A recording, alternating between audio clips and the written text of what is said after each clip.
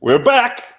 All right, so ladies and gentlemen of, well, the interwebs, this is Neels van Berg with Black Dragon Forge, and like I said in the previous video, I had this weird-ass idea of building a Stiletto Dagger live. So this is it, right? The setup on the cameras, everything is dodgy, as you would expect from this channel. Yeah. One thing you need to keep in mind is that it took me, what's it, about an hour and a half to set this up. Yeah, I had to make Sean says. I had to make special camera mounts, man, and that sucks. Okay, so today I've got the mic right here, so hopefully the sound is better. We do have the lathe set up. I have a piece of bronze chucked up in there. I've got no idea what the size is. Yeah, so vernier. So let's start there. Well, that is a. It looks like it's an 18, but I'm suspecting like a 17 point something. Yeah. Okay, so what I'm going to do is finish my cigarette, and then we're going to just quickly have a look at comments. Let me just do this. Do the green one, and then you don't have to look at me while I am trying to read this. Yeah. So while they do the comments, I'll do the coffee. Sean is going to make us some coffee, which is freaking awesome. All right, so my lathe, how's it, Mr. Zwan? So my lathe is old. It rattles. It is pretty much falling apart, but she still works. There's no auto feed. There's no nothing. She's a beast. It is a microwave. I've no idea how to pronounce it, but that shouldn't be an issue. Yeah. This thing is just loud. So what I have, and we're going to go back onto that view there. What I have here is a piece of bronze chucked up. I've already cut it straight, and I started with the little tippy thingy just to find the center. Yeah. So what we're going to do is, well, next step for me is to move the let's just do that. Yeah. I need to move the camera out of the way. I'm going to unlock this, move that, figure it out, and then I'm going to take this off because I now need to drill and then tap that piece. So,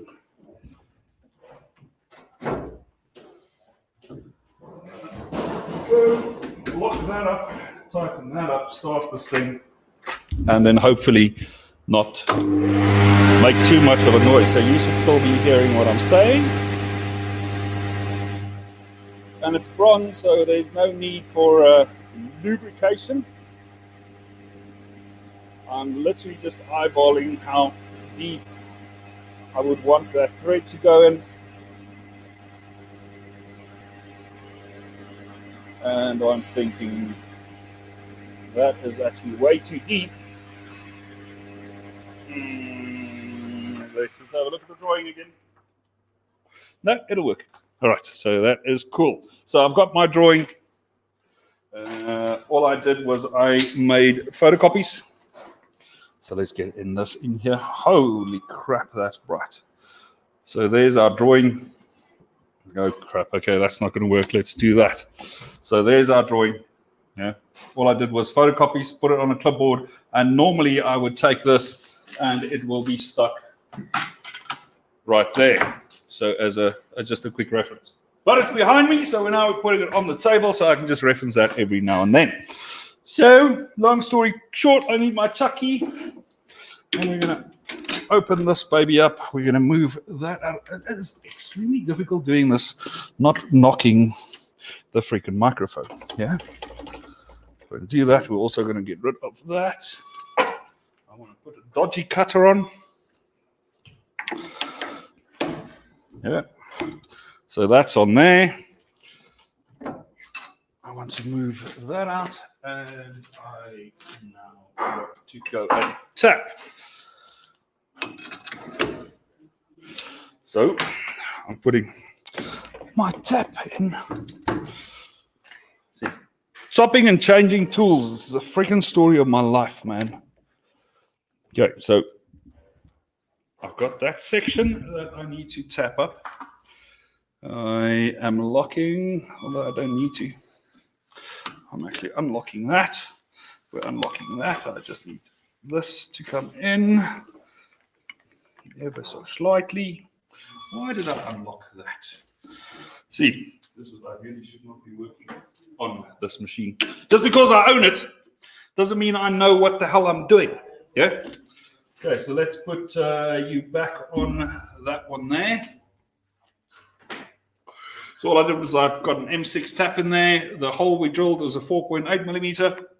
This is loose. You can actually see the block now being pushed away. Yeah. So all I'm doing is I'm taking my hand at the back and I am pushing. So my hand is just on the tailstock and pushing forward, and I am turning the head by hand. Yeah. And that's it. Now, just move that out of the way. Get that light back. Now I'm just holding on to this and turning. And the entire tailstock is loose. And like I said, it is bronze. So cutting with bronze, you don't have to, like with steel, do a quarter cut and then cut back. You can just turn and turn and turn and turn and turn and turn and turn. Yeah. And there it's binding up. So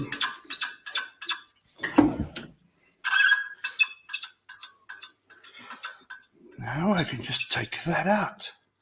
All right, so we've got the tapping done.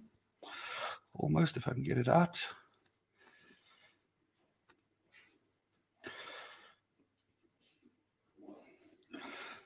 Tapping's done.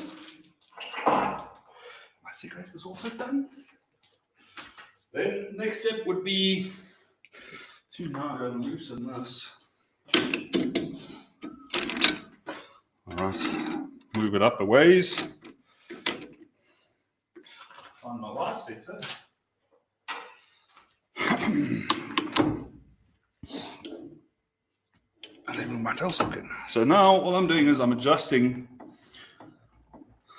this thing to make sure that when I've got my tool in, I've got the tool completely out of the way when I need to work with files. Yeah. So I want to just bring that in the tad, as I don't need that much only out. So let me just measure. So we know it's going to be 90, the handle. Yeah. So at least like 130 clearance on this thing to keep my fingers out of the way of the chuck. Yeah, so that's good. We can actually lock that up. And I do like to lock this up twice. All right, so that one is done. We can now bring the tailstock in. We can lock that up. I can actually move this up ever so slightly. Lock that up. The mic again in the way. Bring the mic back in. Add a bit of pressure. Not so much as you would want to, well, then it'll deform the thread, right? So who's saying what there? Sean, you are in control of the mouse. You can't even see that far. I'm as blind as a bat. How's it going, gentlemen? I can't read this, man. I'm still not. So Sean is going to get closer to this whole thing. We've got Luan. Luan, Yeah. your eyes are good. Come start you. Yeah, they're not. No, you're not. Okay, so that's Luan. Say hi, Luan. Yeah, Luan is going to man the mouse on this side. So to my left, please, sir. Okay. Can you daar sien? Can you daar lees? Can you read there? Oh crap, he's also blind as a bat. All right, never mind. Sean will address comments a tad later. Yeah, so let me just take that comment off. Because I can't read there. Yeah. Okay, so I've got a round cutter that I've hacked together. And you'll now see that shape there. Yeah, so that was literally that's a high-speed steel, and that was just done on the belt grinder. Yeah. Okay, so that's chucked up. That's safe. The chuck key is put away. That's locked up, and which means we can start turning. So the first thing is I just want to clean this thing.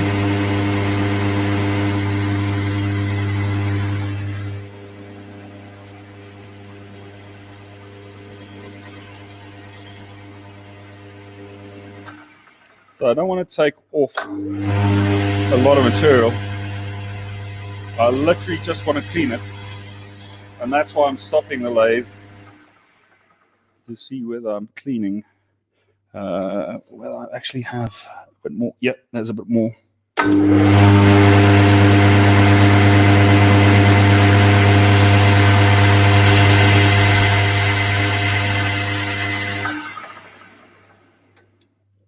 That seems good. Michael's one reckons he's good except for burnt fingers. Okay, so let me quickly train Sean. Grab the mouse. Okay. Got your mouse, take your mouse, and then click. No, Sean, come in on this side so you can use your right hand as you're right-handed. And now I'm just cutting a arbitrary section clean.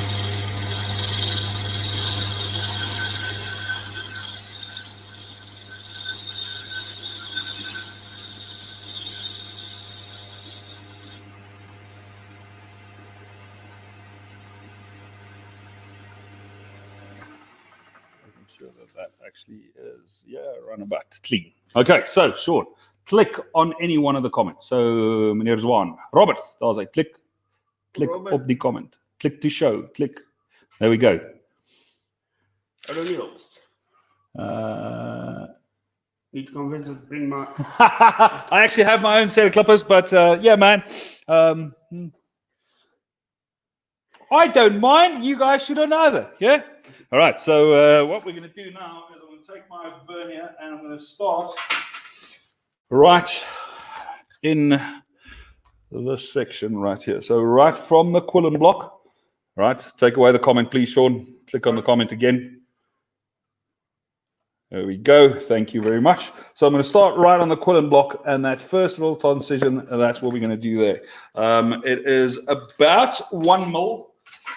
So I'm going to start off with 2 mil because I can always phase back in. Yeah, and 2 mil, I like 2 mil. Why? Because I like 2 mil. Yeah. So on the transition, I drew at 1 millimeter. I'm now making my first change, which is going to be 1 millimeter. I also need to just turn this entire thing down to the thickest part. Let me just do that first. So the thickest part on this would be the center bulge. Yeah. So what I'm going to do is I'm going to measure that center bulge, and that's going to give me. The light really sucks. That's 8 mil. 8 millimeters. Yeah, maybe I should read there. 8 millimeters, so that gives me 16 mil. Is that 16 mil? Oh, just under. So I'm actually going to leave it there. Yeah. So you can't see. So green and large. So that's my 16 mil measurement there. It is almost there. So that is actually, the measurement on that is 17. Yeah. So I'm a mil over, which is cool. I don't mind that. My next thickest measurement will be, I'm assuming, at the pommel at the back. So I'm checking that, and that sits at 7.5 mil. The center sits lower, so I can actually turn away. Let's call it. An arbitrary, like 70 mil on this thing. So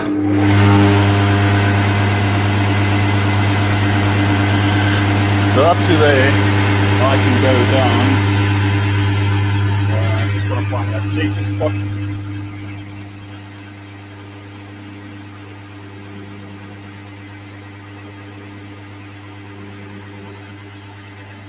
So all I'm measuring now, I'm putting in 2 measurements here.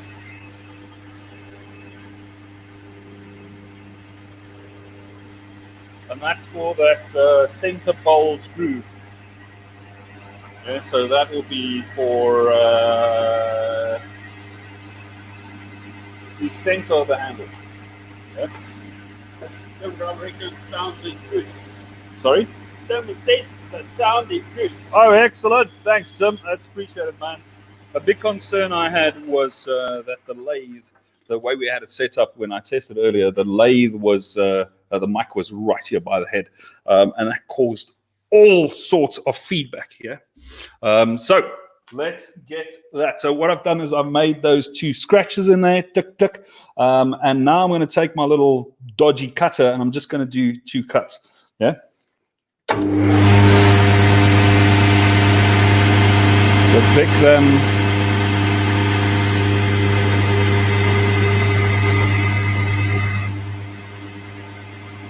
I do want to cut them equal depths.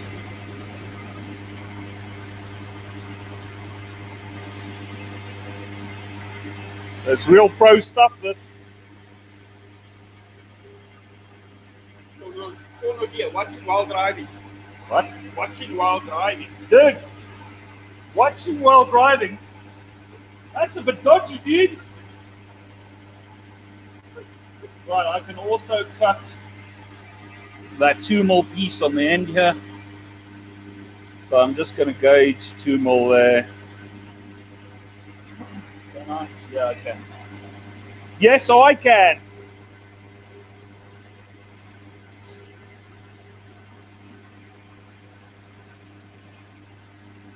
Alright, what else can we do? For now, that'll be cool, I think. Yeah. So now I just need to, now we're going to move over to the front selection. In other words, I am now going to turn that front piece there. Yeah, so I'm going to cut, because I know I've got that height of the center bolt. Now I'm going to move over to this piece here and then cut the rest. Yeah. So my initial clean, or the initial cut in this, that little mark I made, gets up to about there. Yeah. Hope that makes sense. Okay. Can you see? No, you can't. Done. Sean. Yes. This is your job. If I'm explaining shit and you can't see on that screen, then it means no one can see. Yeah, and I'm essentially just talking to myself, which kind of defies the funking point. All right, so let's carry on. Okay, so let's do this, man. Let's freaking do this. How thick should I turn that down to? I don't know. Let's measure. So we're going to go with a bit of a bulkier bulge. So that should be 7 and a bit, so 7.5. So 7.5 and 7.5 gives me 15 millimeters. Yeah, 15 millimeters. All right, and if you're a machinist, yeah, just excuse everything in this video. You should really not be watching this. And by the way, I think I've said this. Well, I did make a statement in the comments, not the comments, in the description of the video. The position of social media safety officer, it's already been taken. It's already been spoken for. Yeah. So you want to comment about my lack of safety glasses, that I lean over the chuck while I'm working, blah, keep that shit to yourself. Yeah. It's easy as that. Take away from what is here, and this is how I do it. My shop, my rules. If you don't like it, click away, man. Done. It's easy as that. No need to give yourself an ulcer. Yeah. Happiness. Let's continue. That's exactly what Andrew says. What? Thank you for the instructions, but I like it when your talks junk. There we go. Brilliant! I've missed these videos so much. Excellent. All right, so now that we're clear on that, let's continue. Yeah. So I'm going to cut down to 15 mil right there. So we're just going to start cleaning up a bit of a dodgy area, and we're going to see. Am I there yet? No, I'm not. Cut in a bit more. Clean up. Are we there yet?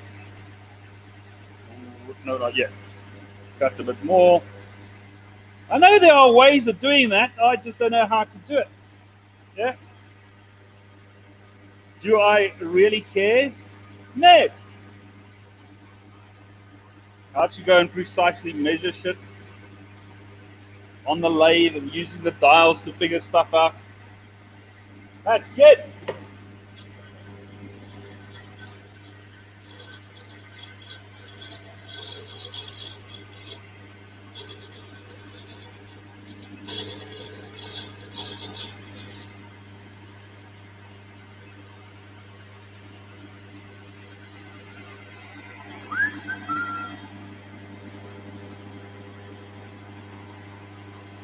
Get that cut deeper again. Just an arbitrary amount. I need to just double check my depth here. It was 3.4.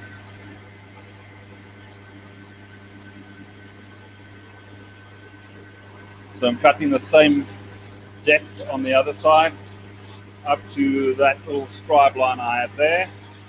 Hey, don't put your finger in the chuck, because that'll hurt.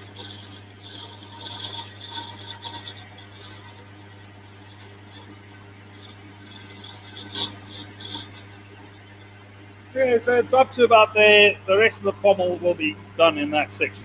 Yeah? Good. So I'm going to cut that a tad deeper. I don't want to cut these two grooves too deep. So we'll go up to a 4 on that.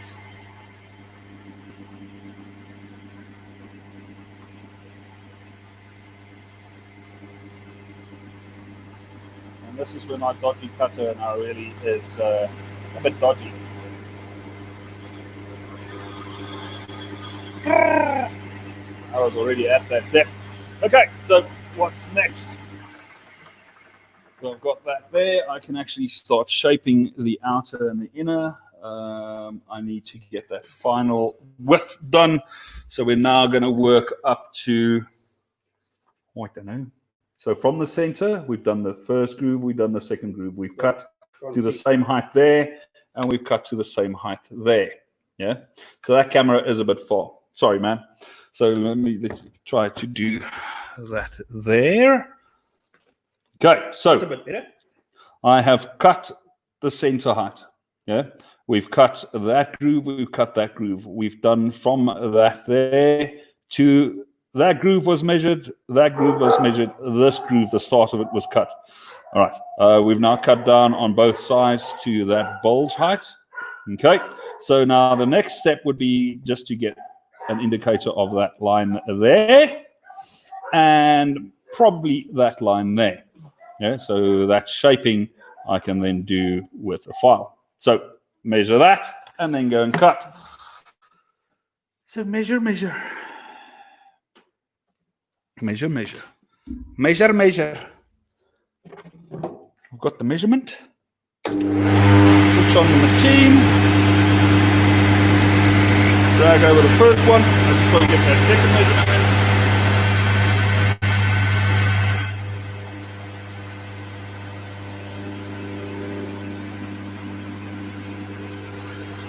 Second measurement is in. Blah, blah, blah, blah, blah, blah, blah. Now I can do a dodgy cut right there. Do a dodgy cut right there. Ease it in. Okay. One question here. No, click on it to bring it on screen. So everyone in class has get to see it. So, how do you get such a crisp and clear diamond cross section on the stiletto? Crisp and clear diamond cross section. It is not, the cross section is not a diamond, it's a triangle. Yeah. So if I bring that in, that there is the cross section of that blade there. Oh, crap. Okay, so stiletto is a triangular blade. So from that section to the tip forward, that's the profile. So if I cut there on AA, it gives me a triangular blade. Then I'm going to be fullering that triangle, so it gives me a triangular blade. Then I'm going to fuller, and if there's enough space, we'll be drilling through the tri-blade. Yeah, that is that cross section there. is, can you see that? Yeah, so that is actually 8-sided, so a stop street, right? And the rest of the stuff is round, round, round, round, round, round, round. Yeah, done. So how to get a crisp cross-section on a stiletto? It's fucking easy, man. It's a triangle. Yeah, done. It's easy as that. How do you do it on a standard dagger? Well, we'll cover that when I actually build a standard dagger. What you can do is on my YouTube channel, go and search for how I grind daggers. Yeah, so there is quite a few little things on how I actually grind daggers. But now we're not busy with daggers. We are busy with this. What am I measuring? What am I building? I am building that there. So I'm going to measure. What am I measuring? I am needing to get that section in there. Then if you can measure. So that gives me a 5. I can't do a 5 because my cross section is a 3. So the thread is 6 mil. Yeah. So let's call it 7 mil thick. So I need to stay away 3.5 mil. Then I want my wall thickness at least 2 millimeters thick. So I need to go to a 5.5. I can do a 5, which will give me a 1.5 mil. So we do a 5. So let's start it with a 6. Yeah. So a 6 mil thick. Then I'm going to have to go over to a 12. How's that 12 going to look? That 12 is way too fucking thick. That center is a 12. Yeah. So we're going to have to cut down quite a bit there.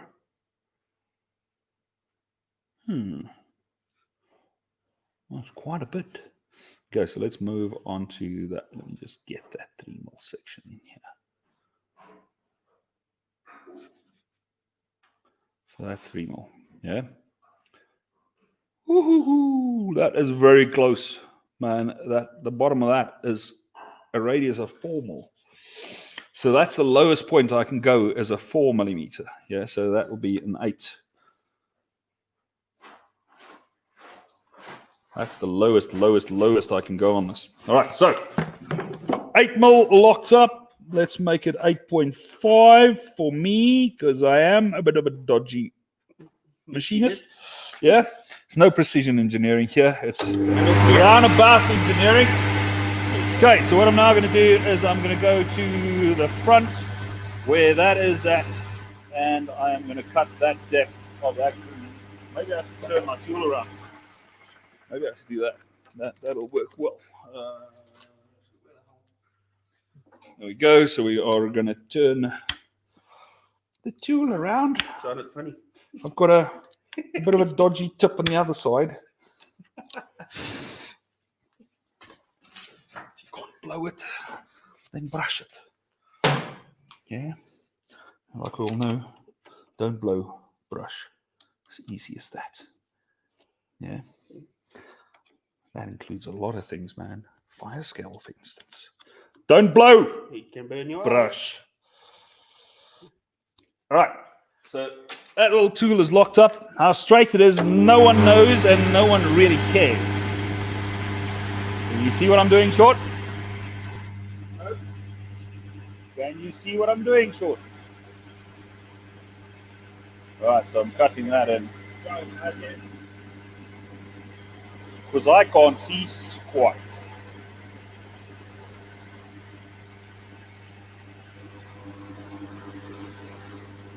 Hey, that can go away still.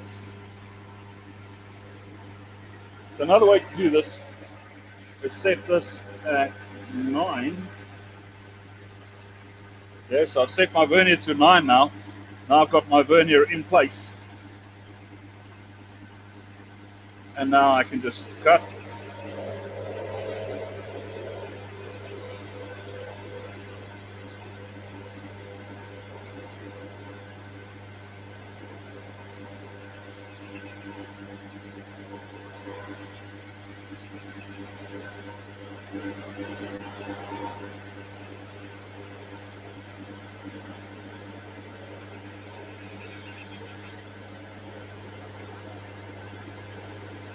Ooh, that's getting thin.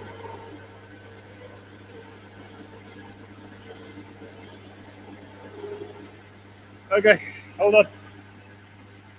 I need a breather. That's fucking good. All right, so we're not an 8 yet. Damn it. Double checking. And that is even there. Yeah. So now we're going to go over to the front part of this thing. Don't know if you heard me there. So now, what I'm going to be doing is so that there is 8 millimeters. Yeah. So I'm trying to get to that depth, but I need coffee first. Behind you. So what we're now going to do is I am going to cut that height there, which is the highest section in this one, which is let's call that a 7. Let's make that an 8. So I'm going to go up to a 16. We're going to measure that, and that is it. So that is already at the right height for that baby there. Yeah, and I'm going to step that down a millimeter. So we're in there 15, 14. Now keep in mind it's a millimeter per side that I'm stepping down. Yeah, so that's a 16 that I want a millimeter difference between height. So I need to step down 2 mil. Yeah, hope that makes sense. Does in my mind. So I need to cut that a tad smaller, but I need to get that spacing from the back first. So what we're going to do is we're going to do a hollow. Ironworks is We're going to do a hollow, then I'm going to do a flat spacer, then we're going to do a square, and then only is my little thingy coming in. So let me cut at least the relief out. Little spacer there.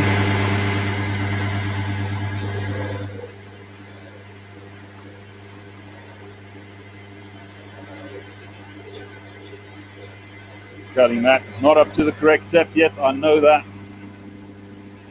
And then I decide how thick that little spacer is going to be. It is going to be that. So I'm cutting that at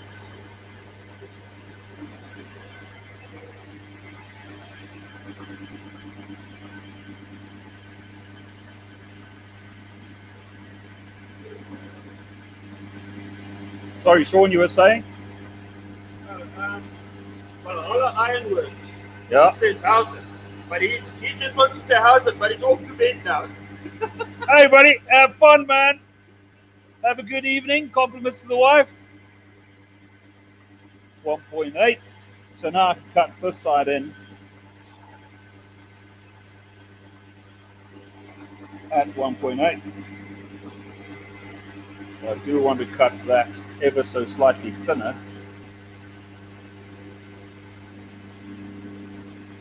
Yeah.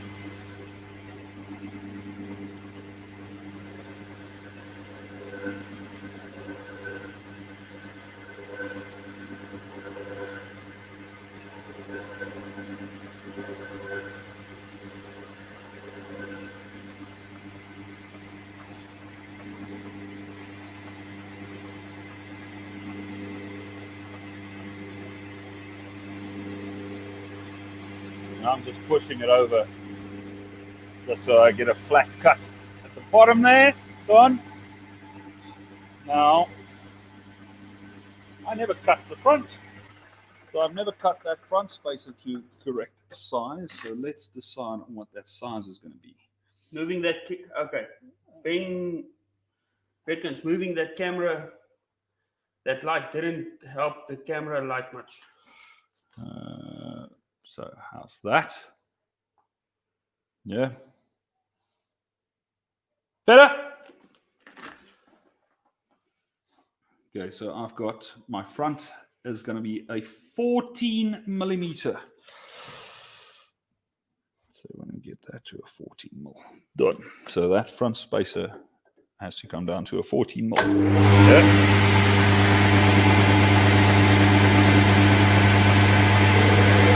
Thanks, mate.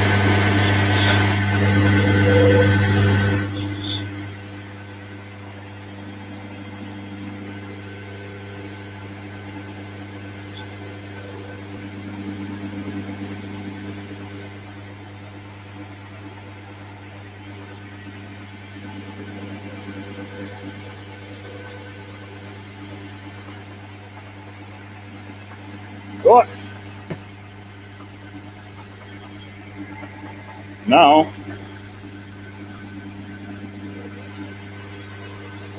a clean cut, and my second spacer is actually lower as the first one, so that's a 1.6. 1.6, so I want to go until 1.8, maybe a there, I think.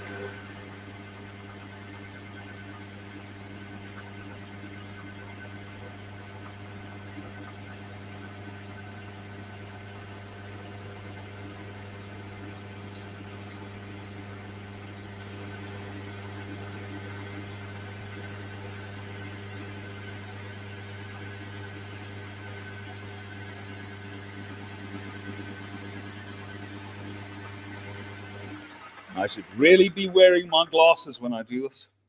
Okay, so now I want to, you'll notice my little half round that I had in there. I'll now cut that out, yeah? So we need to flip this thing around and do it again. Done. But before I do that, I want to cut in at the back here just to set my final height, which will be, all of those seem to be the same height. So that is... That is that. This camera of yours, can you zoom it in a bit more? What? That one? Or not really? Because well, you can see where you cut, but you can't see the detail. It's okay. I can't zoom in at this point. Well, not once I've started the broadcast. Okay.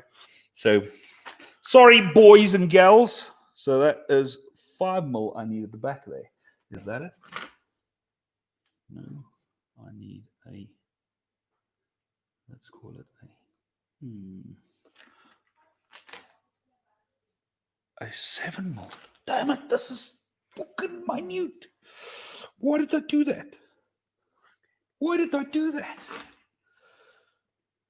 7mm, that cut there needs to be a 9. Is it a 9mm? Damn it. 9mm. 9, so we're going to go to 10. Why? Because of my dodgy turning skills, yeah? So this corner here, that edge, I need to get to 10mm, and that edge, I need to get to 10mm, yeah? So, let's do that.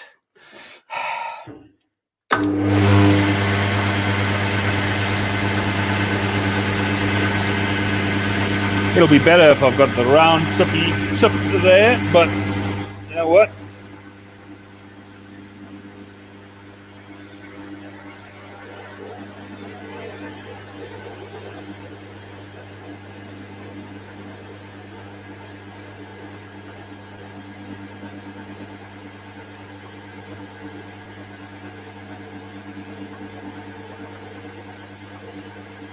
There we go.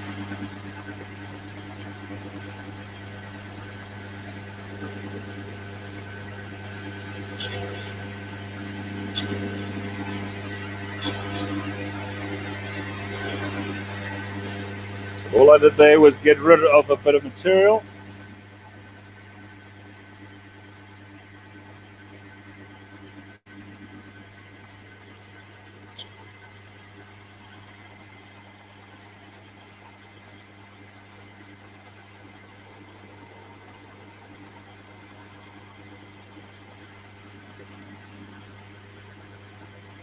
That's a 40.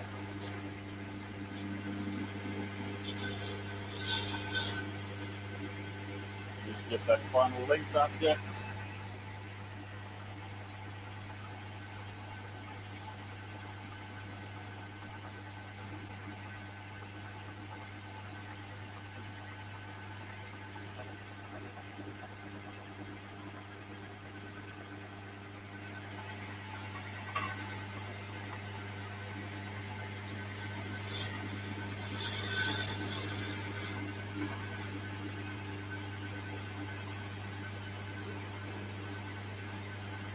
This cutter is a bit blunt, so on the one side.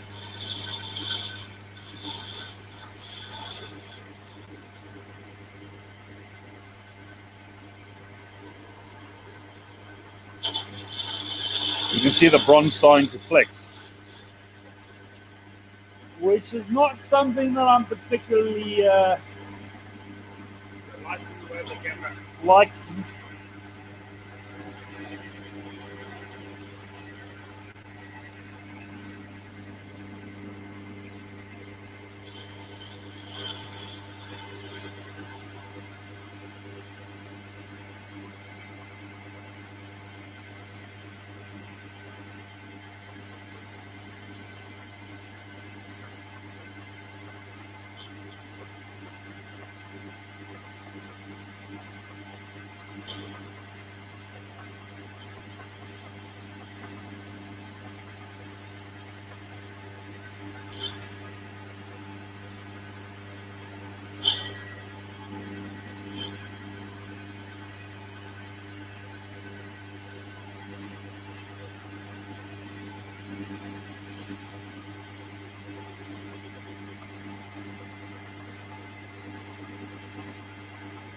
Nope, we're not going to cut that.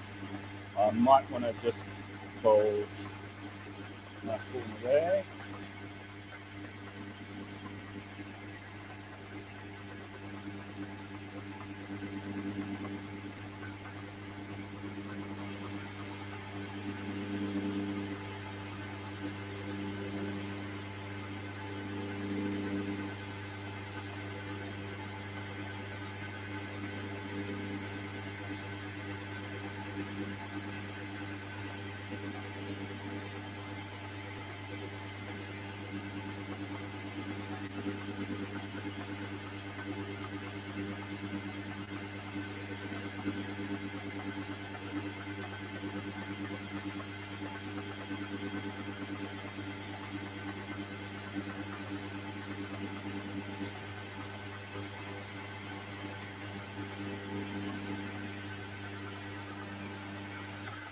Right, so now it's time for a bit of a smoke break. How long have we been doing this? 42 minutes. Holy crap. Yes, and there's another comment for you there.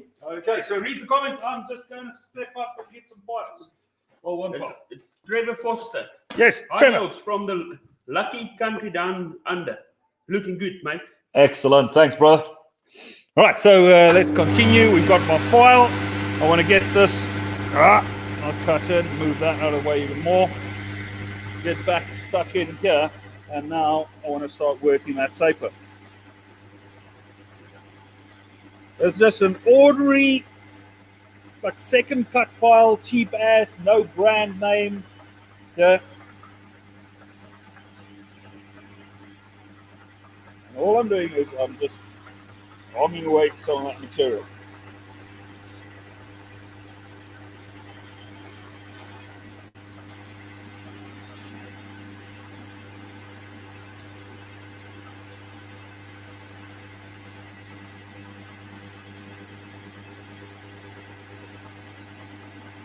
Because when I get to the final thicknesses, I don't want to add pressure on those cuts when I'm working with a file.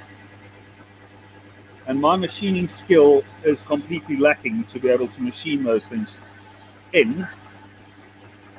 So we win it, right?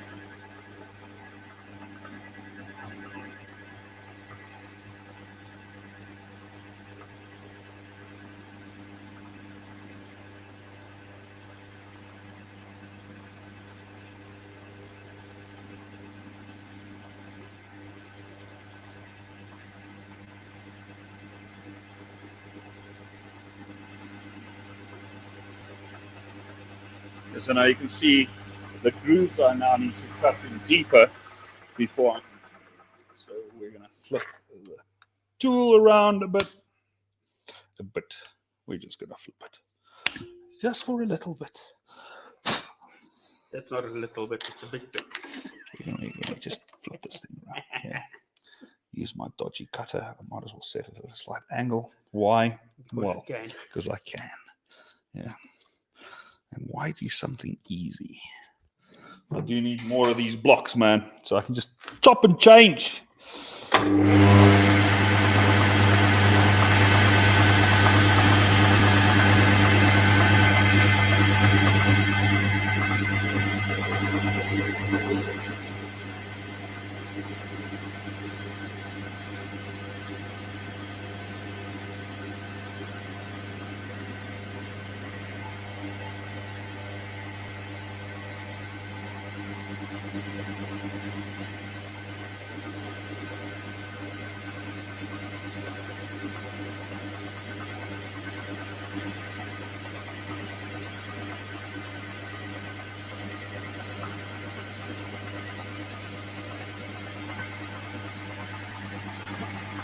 So we're going to go close to that final depth, but not to the actual final depth.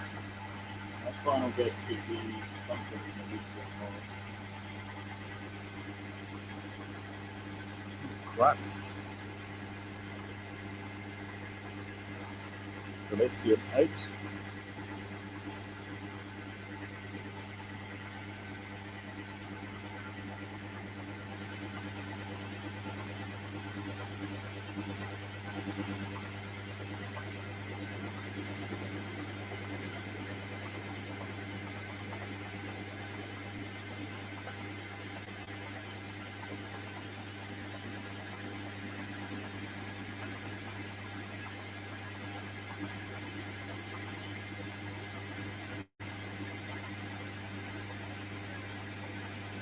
I'm going to cut up to there for now. Excuse me, a 4-5.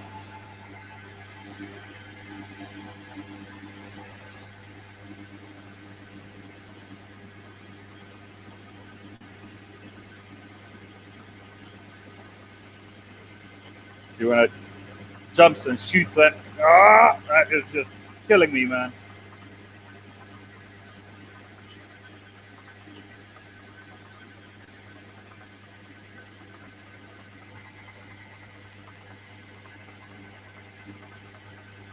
So I've got that turned out of the way.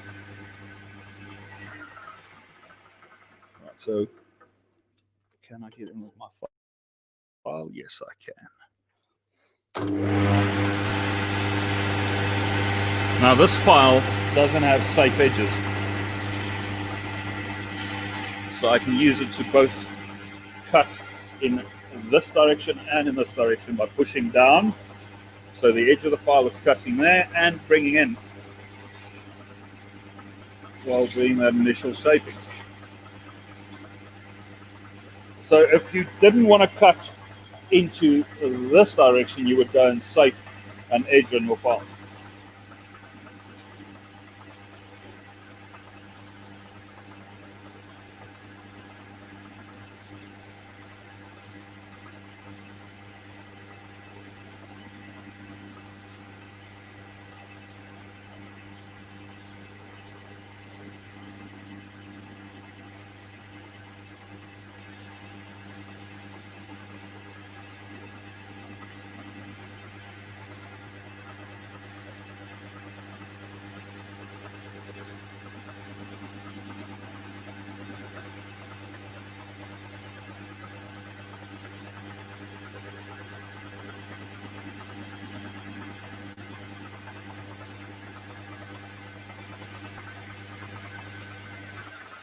Close. I need needle files, so let me go grab them quickly. Entertain the people. Song and dance, buddy. Song and dance. All right, Stuart Smith, welcome. Hey, buddy. He reckons. La cucaracha, la cucaracha. Right, so my my tin Lucky Fetch pilchards, a Lucky Star pilchards, 8 the pilchards, and this is just handy needle files. So it's now Lucky Files. Yeah. Lucky if you get a sharp. No, all of these are sharp, man. So new. all of these are new ones. So all I'm doing now is I am looking for that one there, yeah, which is a odd shape. So it's not a flat, it is at an angle this way and that way. I don't know what you call this. Yeah, but that one there I find works very well. So what I'm going to do now is I'm going to finally shape these ever so slightly more.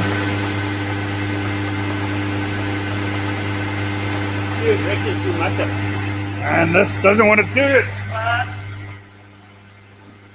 So every now and then you get one that works really friggin' well. Yeah. I was under the impression I put it in here. It's called the blade files, Stuart says. Cool. Thank you, buddy. It's appreciated.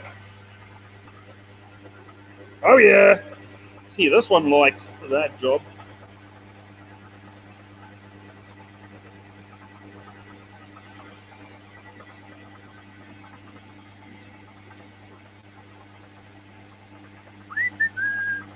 And you just pick a high spot and file. Yeah. Work the curve, match it to your drawing.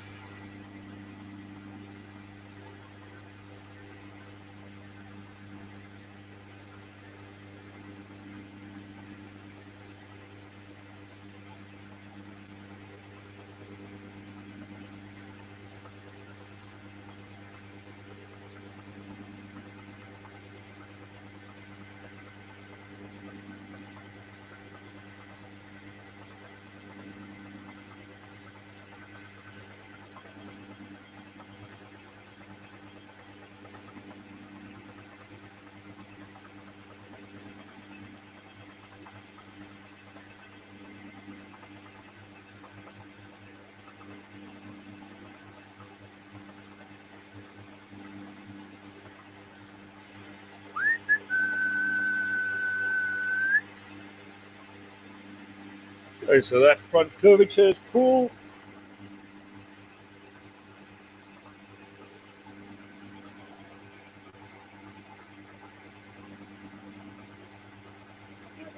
How hot is that? Hot what? Me, dude, extremely hot. I am the hotness. How hot this is? Not at all.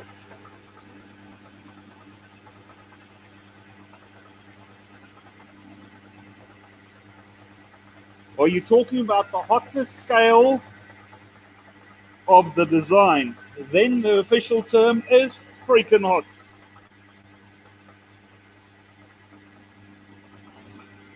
On Steel's comments, why does it have a little red arrow, a red circle? So that he is commenting from YouTube. Oh, okay. So it's got a blue little thingy. So click on the comment. Don't just talk about it. Click on the comment so everyone can see the comment. Yeah. See the little YouTube icon? There we go. Are you seeing the little YouTube icon? Yeah. Excellent. Now click on something with a blue F next to it. They have a Foster there. That is a comment that was made on my personal Facebook profile. What is Trevor saying? Do you use brass blocks or similar at the end? Do I what? What? Do you use brass blocks or similar at the ends Yeah. to get the antique? Do you use brass black or similar black, at the end to get the antique look? Trevor, I use my own proprietary blend, which is the Black Dragon Forge patina on bronze. Yes, you can use brass black. Birchwood Casey brass black will work brilliantly. Birchwood Casey's super blue will also work on bronze. What? I'm full of crap. I use my stuff. Good.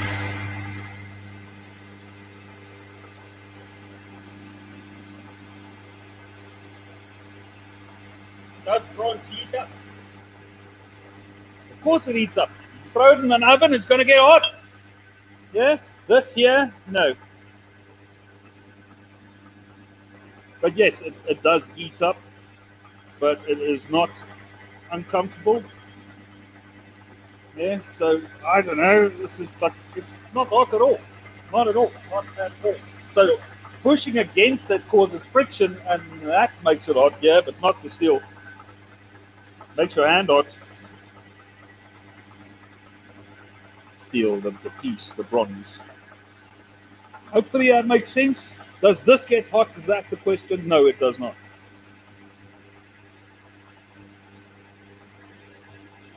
So this is purely like a power-assisted filing that I'm doing. Sean here. Really glad to see that I'm not the only one using files on a lathe. Dude, there's an entire set of lathe files that you can buy. I have one, and that's the one I normally use to do my finish. And on larger pieces and large tapers, because it's just too big for this type of work. But that file will give you a 400 grit finish just by doing with it. It is unbelievable. And obviously those files, the cuts or the slots in the files, the cutting in the file is also made in such a way that it'll never, normal files will pull into the head. Yeah. Lathe files are made specifically that if you put it down, it'll travel to the right, away from the head. So yes, man, it's lathe files are a thing. And the finishes, oh crap. It is just unbelievable, I tell you. Unfreaking believable. And your coffee is cold. I don't mind. It's my coffee and I'll drink it when I want to. Thanks, brother. I'll try if I want to. Exactly.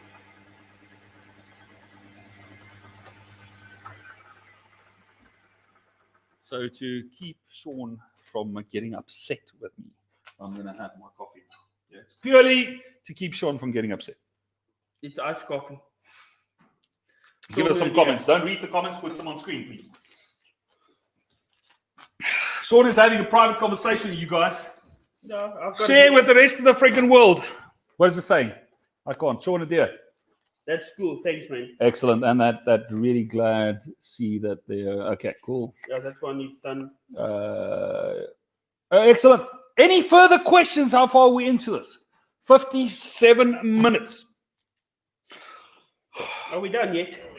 Fuck, are we there yet? No, not yet. Let's call it halftime, yeah?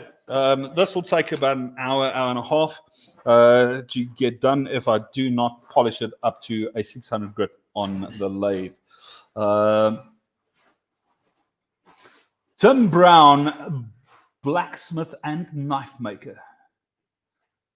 Just finished carving my axe. Buddy, I saw the carving you did on Facebook. Well done. From someone that's carved 3 axes so far. Welcome to the nut house, brother. Yeah, but that's why we get along, Tim. You're a bit mad as well. Yeah, it's looking cool. It is really looking cool, man. And you're sitting there with a hammer and chisel, tick, tick, tick, tick, tick. Funky nutters.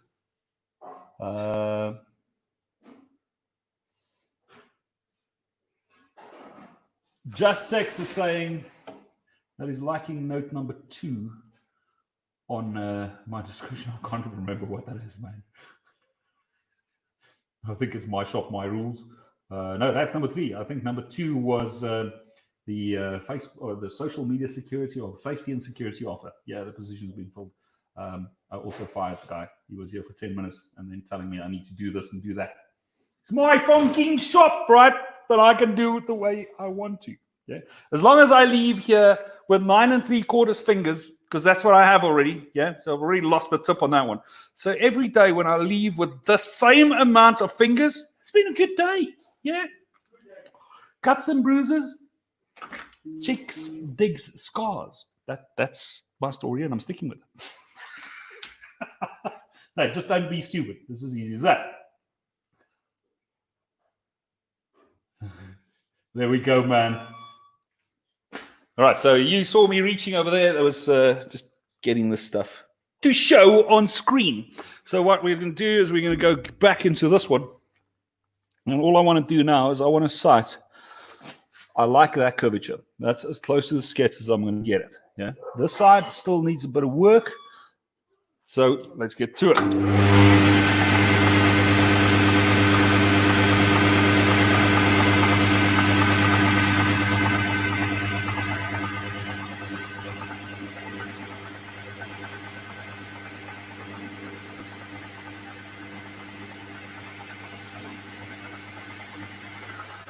I should stop putting stuff on top of my lathe because that is really dodgy. You don't want to do that. Don't do that. So my clipboard is on there and the clipboard is there, and I know for a fact it cannot fall into the lathe. Yeah? Cannot fall off the lathe. So I've got a little table to the left of the lathe where the stuff is supposed to be sitting, and I keep on putting it onto my clipboard. So the lathe is actually open. There's a top cover. There you can see it coming down. So if this is on the way it should be, you hear that? And every now and then, don't talk again. So Sean has to sit and lie with his elbow on the lathe to keep this thing from rattling, or you can just open it up and he's happy. Yeah. So we open it up. Why not? And that's that piece that you see there. It's the lid of the lathe opened up. So I'm gonna Call it the air vent. Yeah. Okay. So I need to continue on the back of this thing. So far, can't get it in there. So I can't get it in there. So let's see. Yeah. So we've pretty much done the front there. We're going to clean up on that spacer. I can actually do that quickly before I change the bit.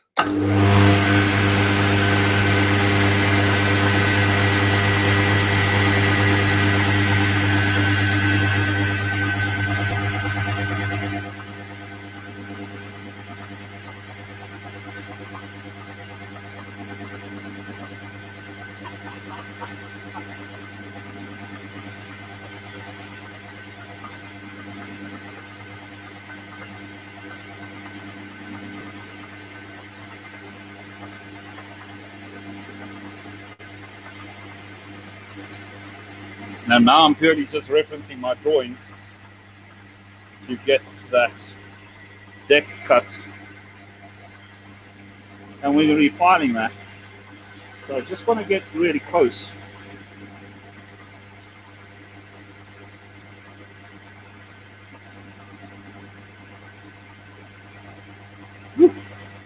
When it starts spitting like that, it makes me nervous.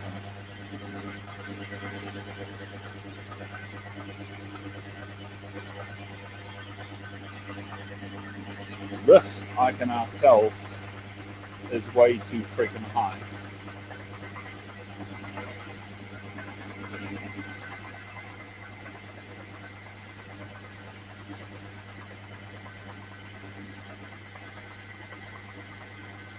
That's better. And then I'm going to cut that lower. Still follow my design.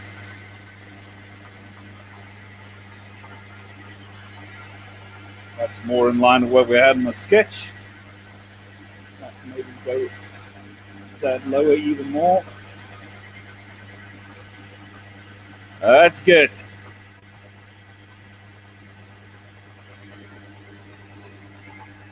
Now, I need to measure it. Loris wants to know if you can send him a photo. No, click it on screen. Yeah. He wants to know if you can send him a photo of that blackboard drawing of yours, please. Of that there. Yeah. Okay, so let's quickly talk about this. Step 1, step 2, step 3, step 4, step 5, 6, 7, 8, 9, 10, 11, 12. When 9, 10, 11, 12 is only if you're doing a full tang knife. You get that? Yeah. Brother sent me an email, Neels, Neels, at blackdragonforge.com. Yeah, and then ask me for a photo of that, and gladly I will send you that. You can also just check out the YouTube channel. Yeah, there is a playlist called Bladesmithing 101. Everything is covered in there in detail, in absolute funking detail. That's a video series I did in 2016, just before I did my Journeyman Smith certification with the American Bladesmith Society. All right. That's how I forge. Yeah. Yeah. Tim Brown, I don't suffer from insanity. I enjoy every moment. Exactly, man. Okay, so enough farting around.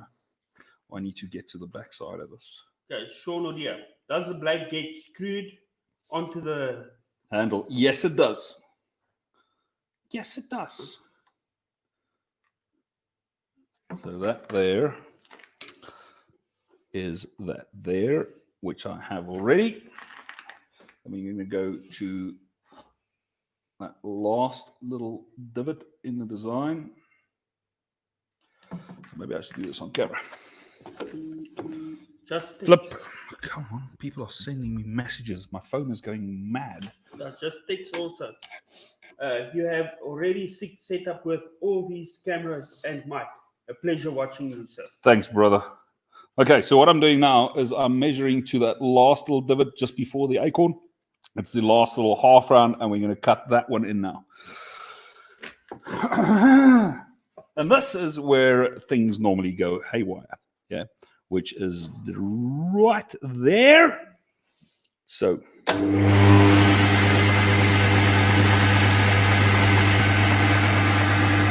my light's in my eye. Now I can't see squat. Yeah, it's about there. I maybe just need to get rid of a bit of material there, so that my cutter, my vernier can actually get in. Me scraping a line. And again, I put the vernier on the friggin' lathe.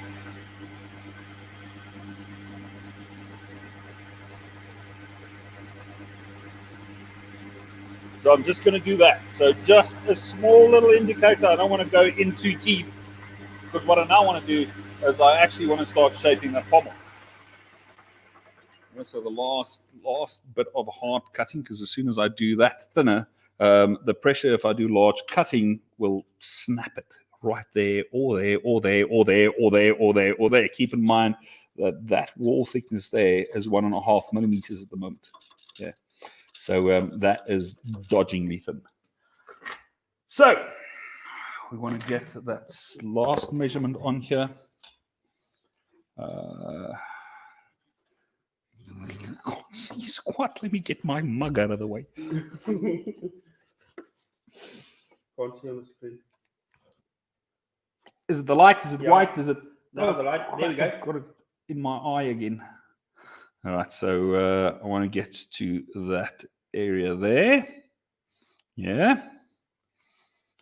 So, and then the next one is going to be to the end of the pommel. Okay, so I'm not going to reset up just to show you me measuring that distance there.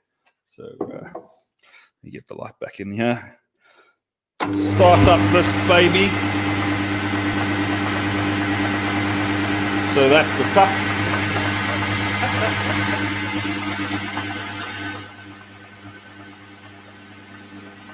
So a video is a disposable item. Yes, it is.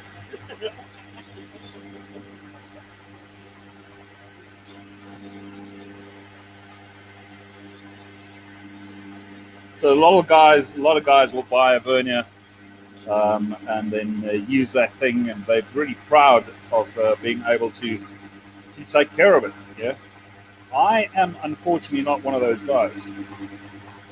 And at one point, having 5 guys in the shop working full time, if the vernier drops, it becomes a measuring. It's no longer a measuring instrument; then becomes a scribe.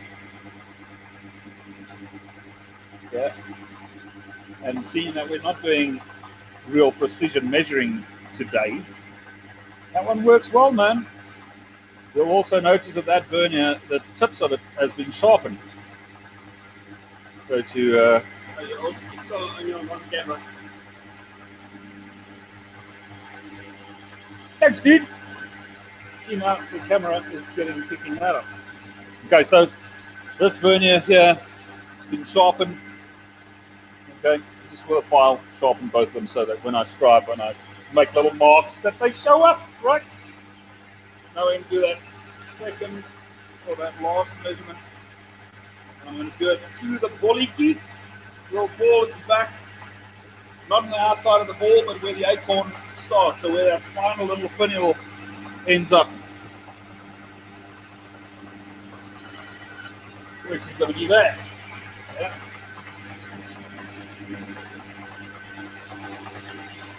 Starting to the right with it.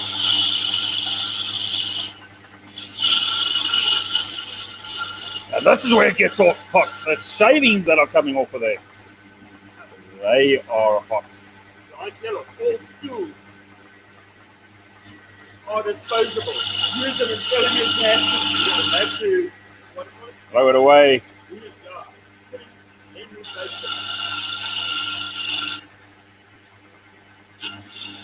So what I want to do is I want to leave myself a little spigot at the back of it, yeah, because I'm going to chuck it up in the lathe behind me, which you can't see when I do my indexing.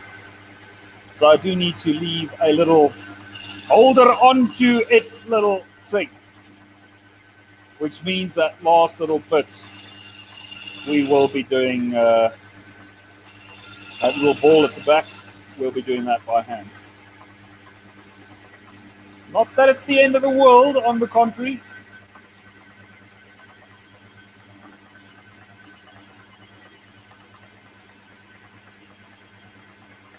And you can see that material flexing now. My cutter really isn't all that sharp. Who am I bullshitting? That thing is as blunt. So one thing that I am really, really thinking of going and doing is a basic machine shop type thing. So the basics of using a lathe safely.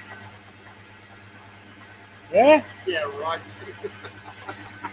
Well, at least want the I don't know, the tutor, the teacher to go and scream at me and say, "What the hell are you doing?" And then I could honestly go, "But I didn't know." Yeah.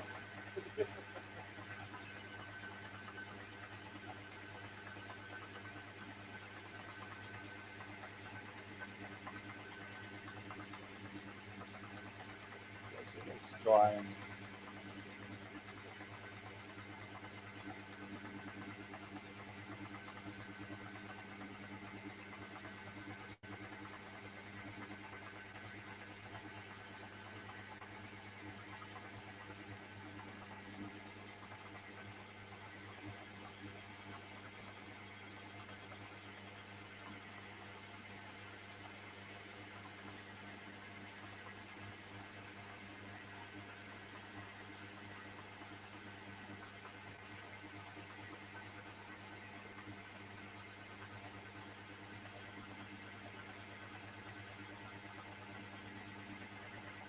now keep in mind this little center groove that I'm now cutting. That is the final concision. That is going to be that very last final little transition. Oh, crap. No, man, go away. So that's going to be that final little transition right at the tip. You see that? No, you can't. Come on. Let me take that away. All right, so what I'm cutting now is that final little transition to that little ball at the end. Yeah, so we're working in this shape. I know for a fact that I'm not deep enough yet, so we're just working that shape. But I'm going to get into files in a moment. But then once again, I do not want to get that there too low, weakening this thing, that if I put pressure on any one of the other aspects of this thing, that it actually breaks out. So we're going to leave it for that as it is for the moment. You're asking the question here. So shoot. Does that bit get sharper cutting in the metal? Does the what? Does that bit get sharper cutting? No, it gets duller.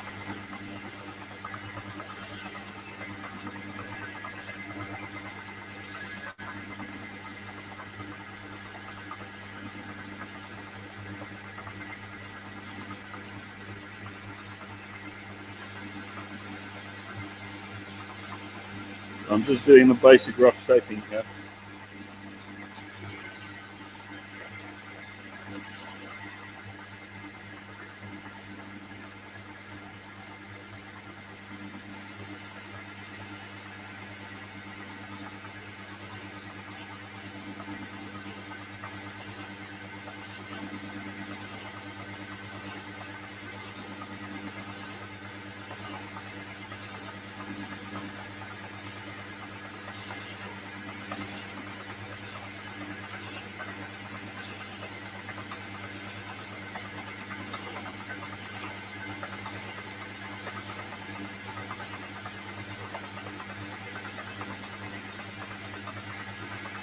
So you better see what I see from this side. All the little shading stuff. Okay, so we've got the basic shape of this thing cut in. Now I need to focus on that that last bit. So you saw me working very aggressively with the file. If I've cut all these deep recesses already, I would have broken this thing already. So that we don't want. Now I am looking at my drawing, and for that last bit of work, I'm going to have to flip that twice. So I need to go to a little flat cutter, little straight cutter bit. Yeah, so let's just put that back on.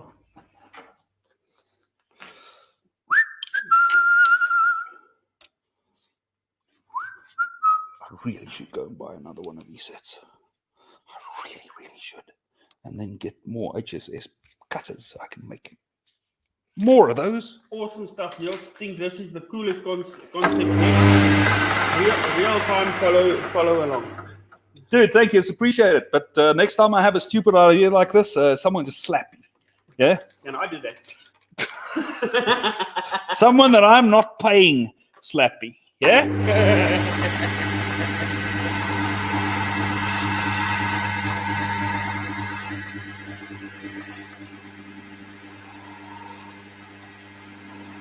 Little lights in the way.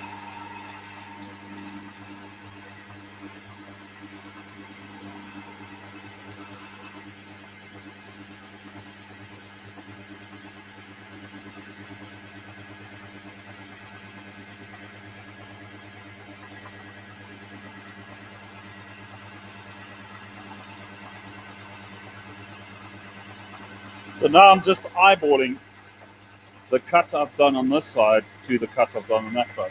Yeah. Now I can go and measure them, and we will probably end up measuring them as well.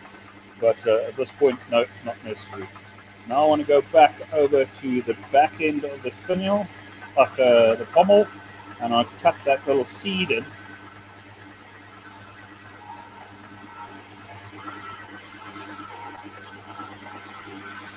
And I think I might actually just file that in. So if you don't have a custom little cutter, you can see how I do that.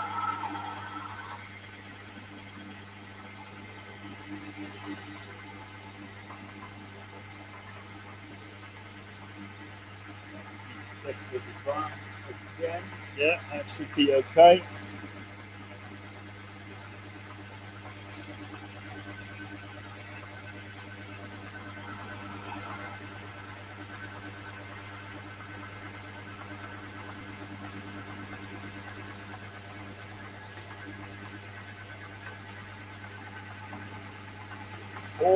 And I've got 2 steps.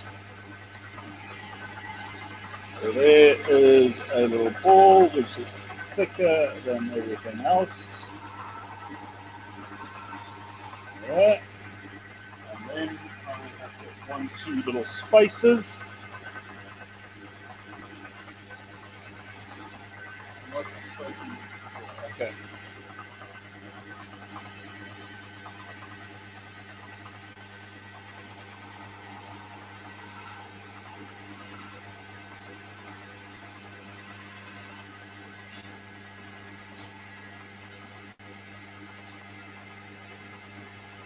So you can see there's a lot of eyeballing, basic measurements, and then a lot of freaking eyeballing happening.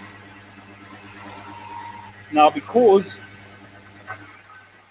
that area there is actually slanted through those 3 little spaces, it makes it a tad more interesting. Yeah. So let me just cut that last one in.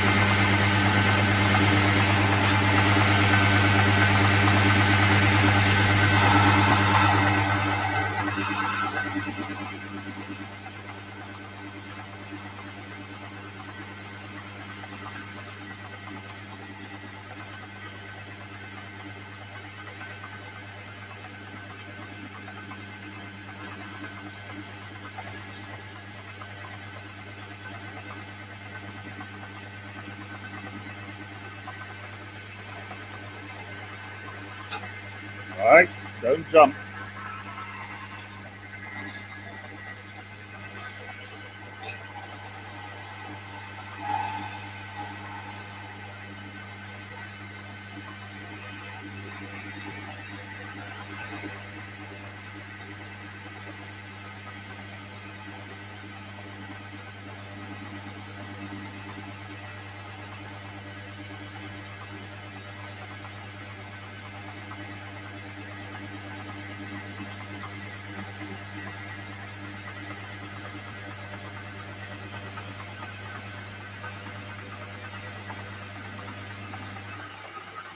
Right, so now it is files again.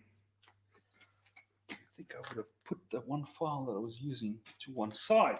No. Oh, I did. Excellent.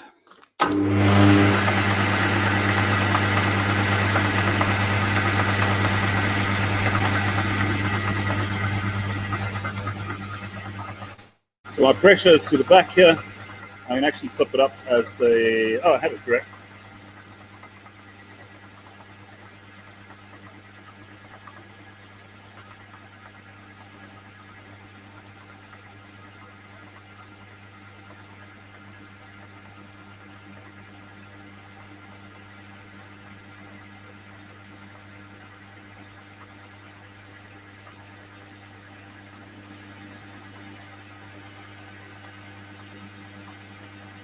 That is still really thick, so I'll definitely want to cut that down, but I need to go and do that little half round that sits in there. So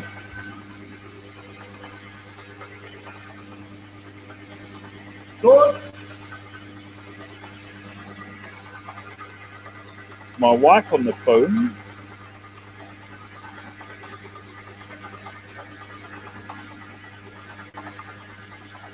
Okay, so what I have here is not the file I'm looking for. And I have no idea where Sean meandered off to. Sean? If he's not in the loo, he's going to have trouble. Don't know where the hell my file is.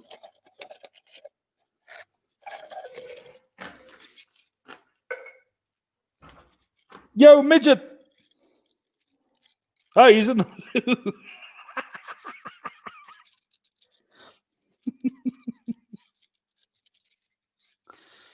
Okay, my file's not here. All right, so I'm just probably going to have to modify one. Let's just use what have I got here. So this is one that I've used. This is actually an oval file, so it's not round, but it is way broader than what I'm looking for. Okay, so I am literally going to pop over to my belt grinder, which sits right out there. So we're going to do red only, or let's do that one there. Okay, we're going to change this up. Damn it. I'm going to battle my ass off to get this done, sorted again. Sean, please. So all I'm going to do is I'm just going to make this thing safe on two sides. I'm just going to butt like a half a mil off on this side and a half a mil off on that side. What do you need me to do for you? Just entertain everyone, man.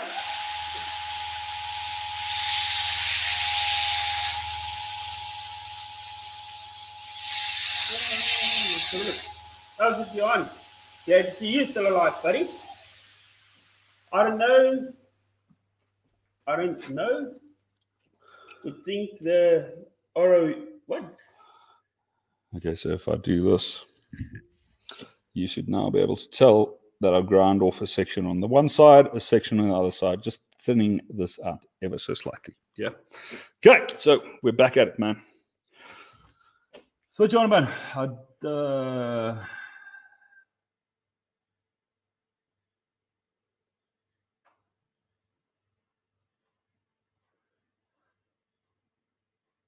yeah, man.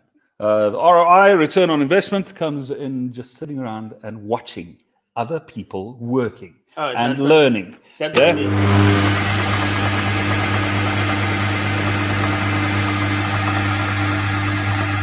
So now I'm literally just filing in that little half round.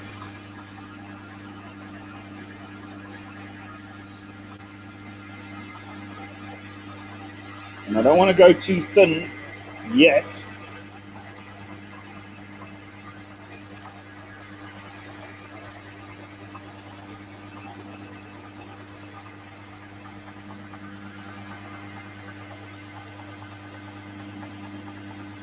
And in front here, I need to be really careful because I just want to bottom that out.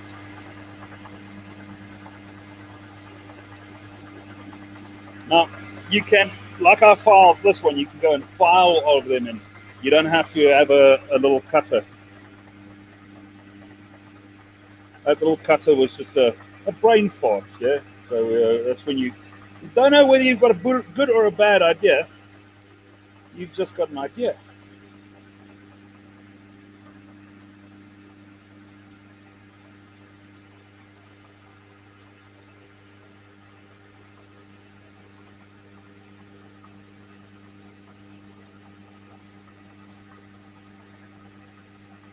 So before I turn the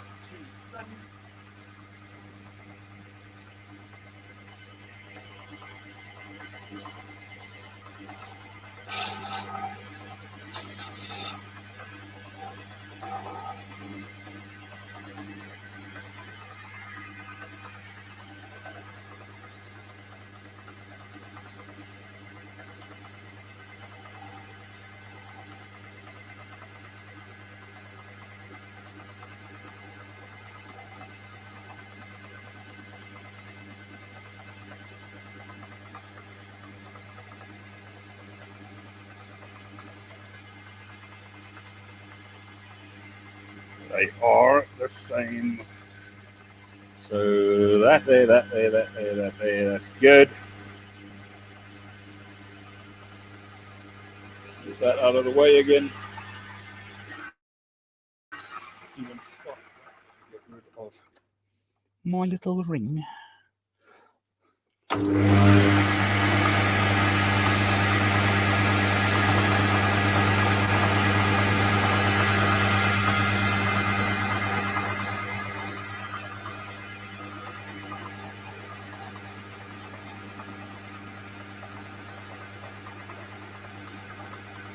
And the biggest mistake you can go on this is not going thin enough.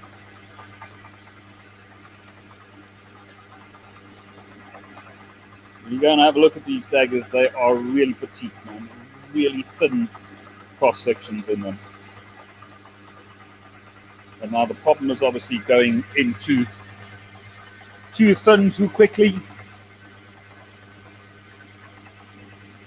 And you'll see also I'm trying to avoid outright just down cuts.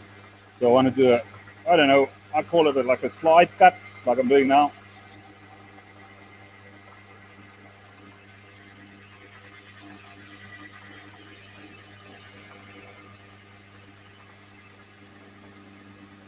That's good.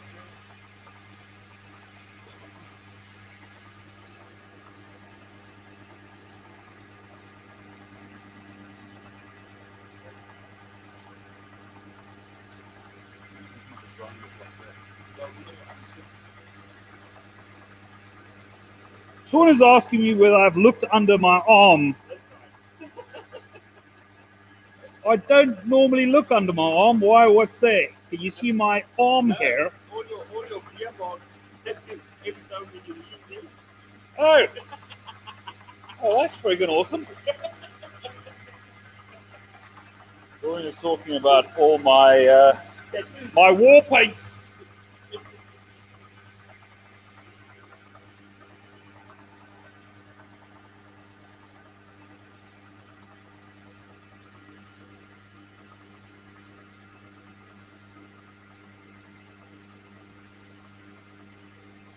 So I am modifying the ratio.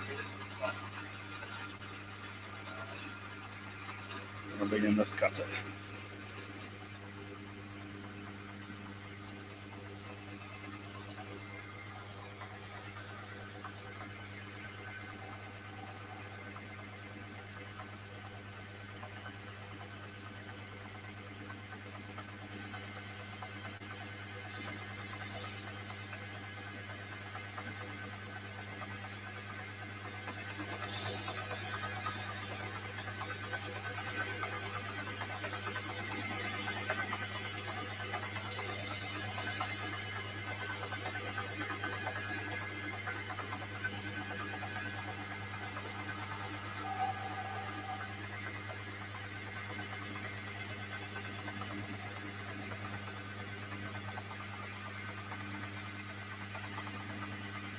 And then we're back on files, man.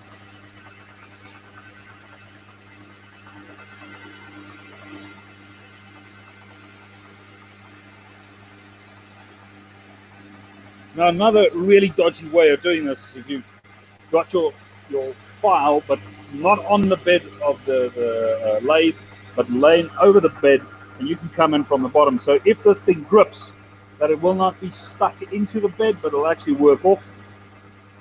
Yeah, and then you can eye it. I'm still looking at the opposite side. So I'm looking at this side, but I'm cutting on this side. If that makes any sense to you. And that's where you can fine tune and not have the file in your way when you're actually working those small little inner curvatures.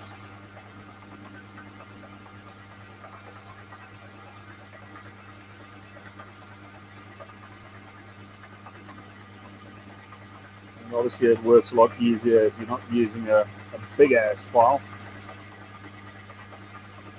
Not a big bastard, but a small bastard.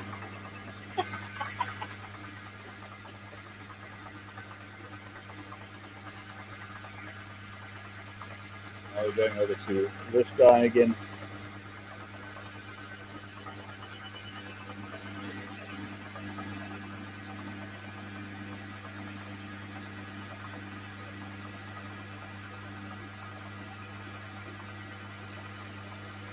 Good morning, Chris.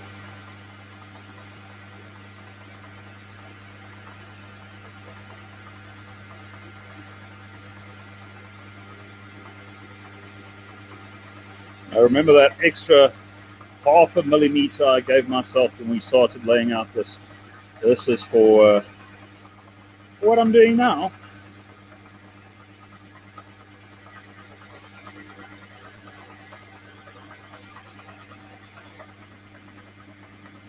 Really great to watch this live as a inspiring machinist and lecturer. Yeah, dude, you should not be looking at me as a machinist. Yeah, at all. At all. Like I said, just because I own the machine doesn't make me a machinist. And there is probably 1 out of 10 times that I use the machine that I don't hurt myself. Okay, but I should maybe not say that publicly. That's great. Yeah, so just be careful when you do this. When you're doing any machine, man, switch on your brain before you switch on the machine.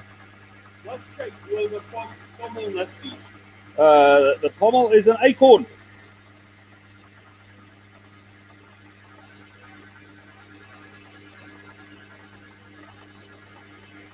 No, gloves is nuts.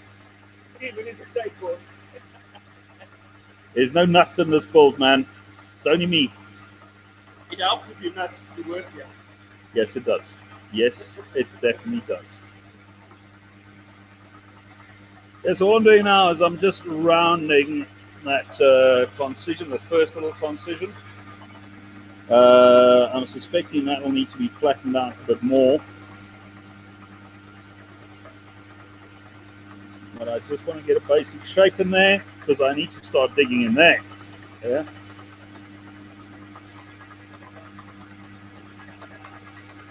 Once again, I'm just using the back of that leaf blade, or what the blade file leaf. What did Stuart call it? Right? What did Stuart call that file? Blade file. A blade file. The spine of that blade file. And I'll put that one down there. Normally, these cheap-ass needle files, the spines on them or the sides of them are really dodgy. So the one I have currently, it's only half of the thickness of that file is actually, it's got a file surface on it. And I need to cut at an angle in there.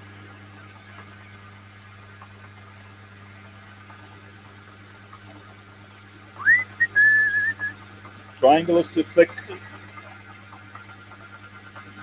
Student. Yeah, I'm a machinist. Don't lean over the chuck. But if you know what you're doing, no jumping. Are you applying for safety, officer? Yes, if you are, you will get shat on quite a bit. Not just by me, well, okay, mostly by me. Everybody who made a blade has to be a bit nuts. And I will be ignoring any and all advice.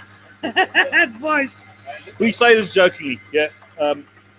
leaning over the machine and what I'm doing now is kind of required, yeah, because I don't know what I'm doing. It's as easy as that.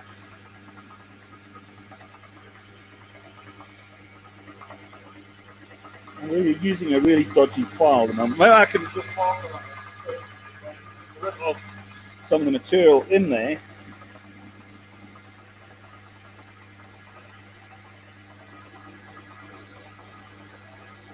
No, it's good to get back at LOL. Thanks, brother. I haven't been knocked once by the chuck in the last 10 minutes. You'll notice the chuck, my arm over the chuck is off camera. Yeah. So I did that to hopefully not make people lose their shit. So once again, I'll need to do a PG warning. So if my channel ever gets taken off, yeah, it'll be because of swearing. So in my previous life, I wanted to be a pirate. So all I do now is I just swear a lot. I want to change it up to another one. Oh, that one cut nice. Okay, so these are like really some of the cheapest files you can buy. They are a file which is locally produced in South Africa. The factory is out in Brits, just outside of Lanseria. It's a good quality file, man, and at the price, damn, at the price, who cares? So for every project I do, I will buy a new packet of nibbled files. So for me, files are a disposable object. It really is. I do have a nice, expensive set of files, but I have never, ever used that set on a knife before. So those I bought quite a couple of years ago when I was still doing, well, trying to get into the whole jewelry thing. Yeah, well, not really. I mean, my wife is a goldsmith for the last, I don't want to say 5,000 years, but yeah, she will. But I like it. I mean, every now and then she wanted to work from home, and we got the studio set up, and it is just a slap. So I started buying the tools for myself, and she could use them. Yeah. So I've got pretty much a nice little jewelry setup, which is now coming in handy. But yeah, so for those really expensive files, man, there's no need. Absolutely no need. And what I want to tell guys is just learn to drive before you go and buy yourself a Maserati. Yeah? That's the whole thing. A VW little Beetle will get you from point A to point B. Yes, it will. So just learn to drive. You gotta have a smoke, man. You gotta take those drugs from that metalworking fuse. Metalwork from the virus, buddy. Don't you know that smokers are less susceptible? But not if you're in South Africa. Right? Our esteemed, just take off the comment. Our esteemed government. Yeah, that's all I'm going to say. South Africa is the only country in the world during the lockdown, the COVID-19 lockdown, where I'm not allowed to buy cigarettes. Apparently, it's a health risk. It's my fucking choice. I've been smoking for 34 odd years. Yeah, now suddenly I've got Big Brother telling me, fuck, you can't go and buy cigarettes. Okay, so that's my rant. Yeah. Don't worry, you can still buy them. Just at really stupid prices. And thank you. There's a load of you oaks wanting to send me cigarettes, yeah? Cigarettes and pipe tobacco. I'm actually smoking pipe at the moment, but my pipe tobacco, I've got maybe four times that I can smoke my pipe again. Yeah. But a good mate, fellow knife maker, is in the process of sorting me out now. But anyway, thank you for offering to mail me stuff internationally. Yeah, I really appreciate that. I really do. And that's one of the reasons when I get to Blade Show every year, I smoke cigars. Fat, thick cigars. I don't even touch a cigarette. Yeah, I just rock out on cigars for like 2 weeks. I'm not man. going to put that comment on. What? Put it on. Put it on. If a guy's got balls enough to make a statement, then put it on, man. I smoke pot. Apparently, Yeah, it's good. goes against the virus. It's good, buddy. I'm unfortunately allergic. Yeah, I studied art. Yeah, and I'm allergic.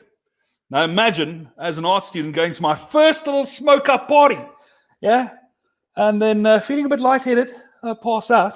And then my now wife takes me to hospital. She was the only one at the party with a car. And we weren't together. There's like 4 years after that incident, we actually got together. But anyway. So yeah, it sucks. But that's why I do whiskey.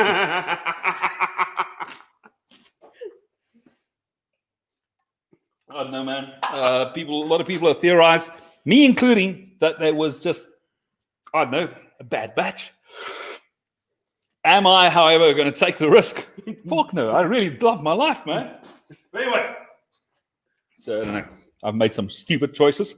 That ain't going to be one of them. Let's get back to this build. Not again. Okay, so, as you can tell, that is a bit high. So I'm just working them down. I like the thickness of it, nice and thin. Let's get them down in height. So I want the look of it, but not necessarily that high.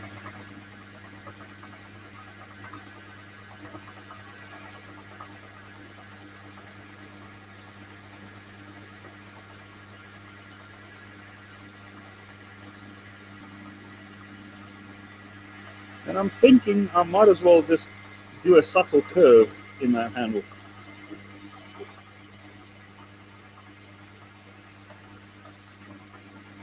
You reckon Steve brought you together? No, actually he did not. No.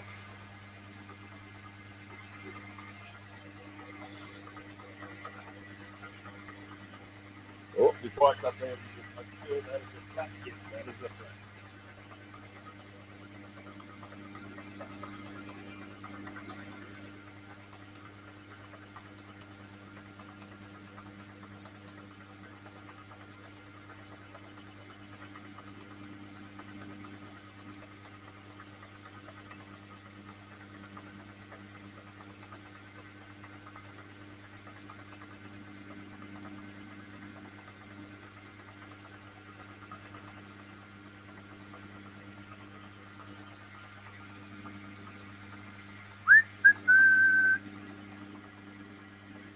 So as you can tell,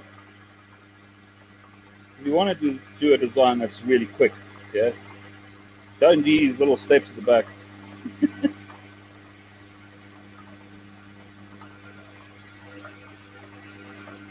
Because they do take forever to get them that taper going through those little, I don't know what to call them, little flares, little raised areas, little decorations.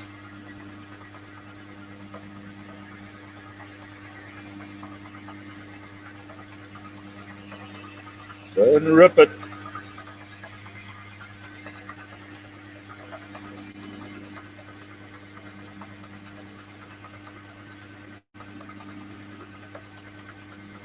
Now I want that taper to match up with the depth of cut of that little negative. But I need to clean up first.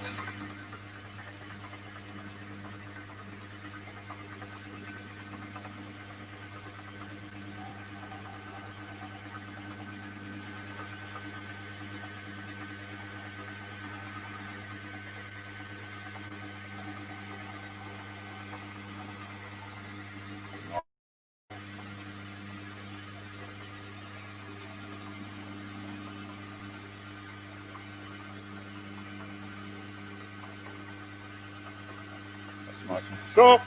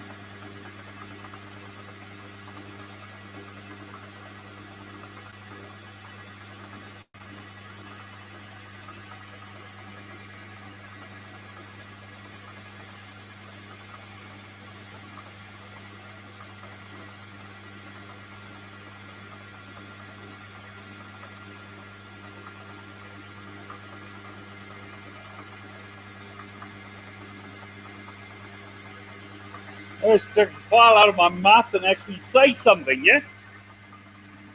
Okay, so that is pretty cool. I'm loving that tailstock area. We're just going to clean this up ever so slightly.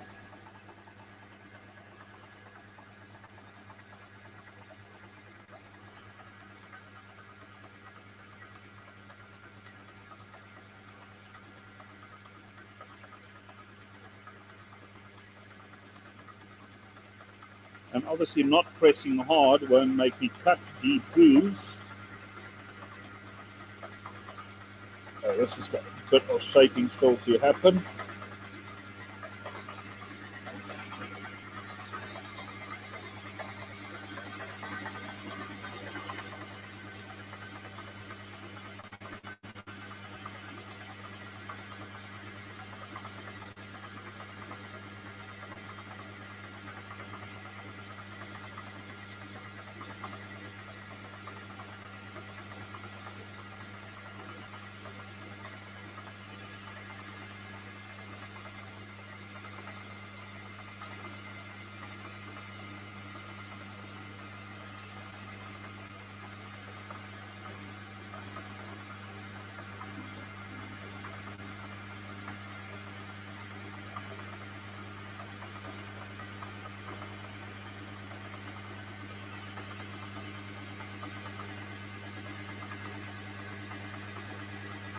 There. Needs to go down a bit more.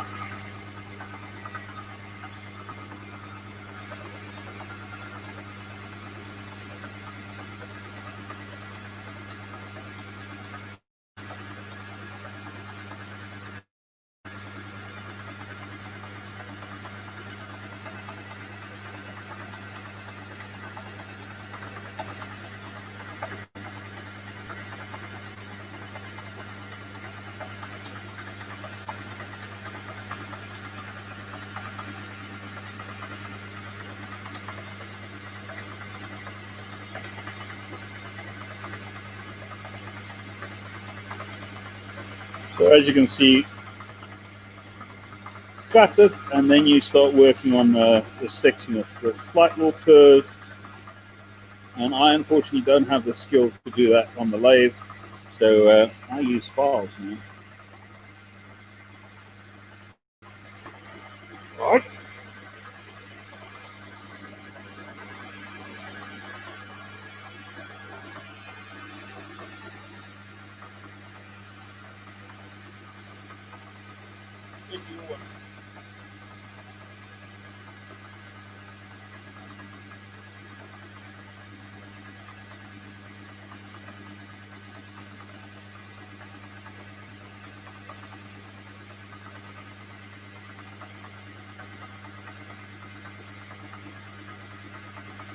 Almost there.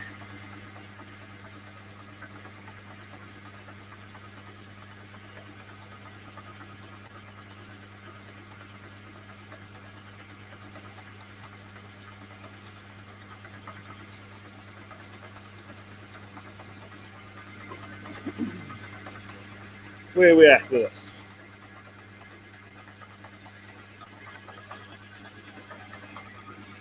Okay, so I'm going to cut that front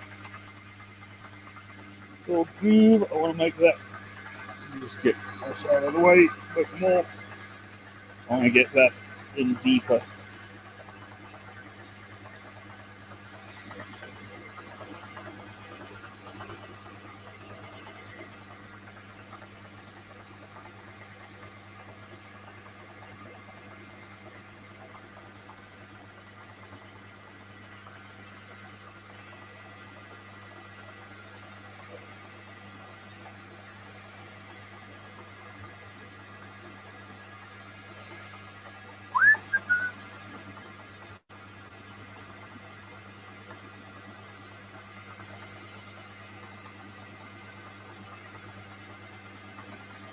Don't do that. Okay. Now I've got that cut slightly deeper than that. Yeah, so all I need to do now is work this one down at a slight angle. So in comes my little square file. Pressure to the one side.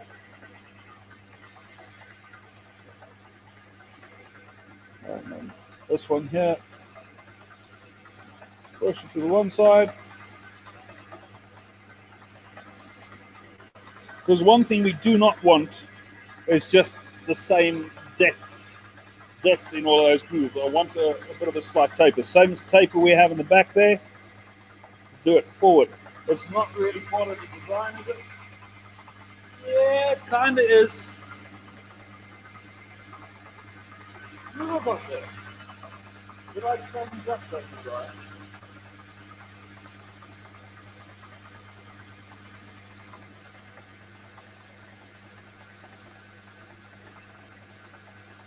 That is way too thick.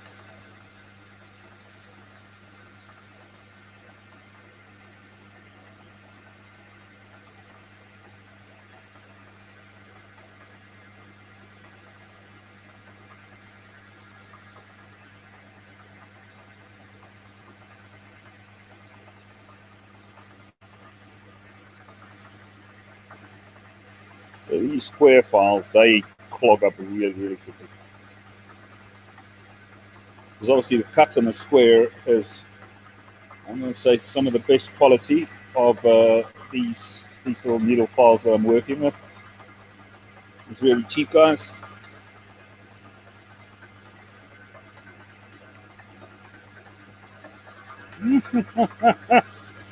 Don't do that.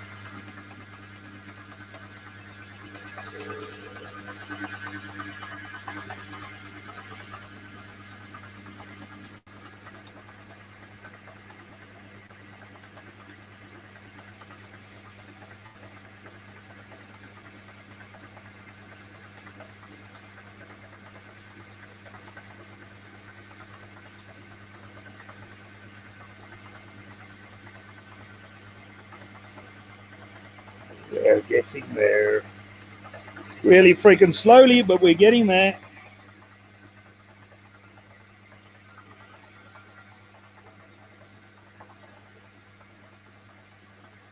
I'd say about another 2 hours and we should be done. Nope.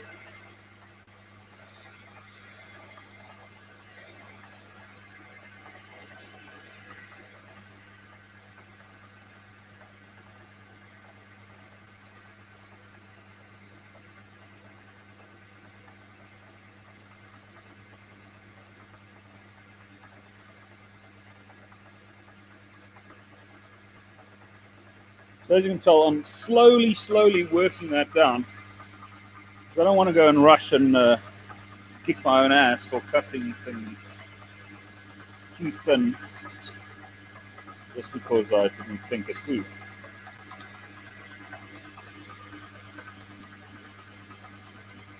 We've got a basic idea. What we have on paper is pretty much what we have here.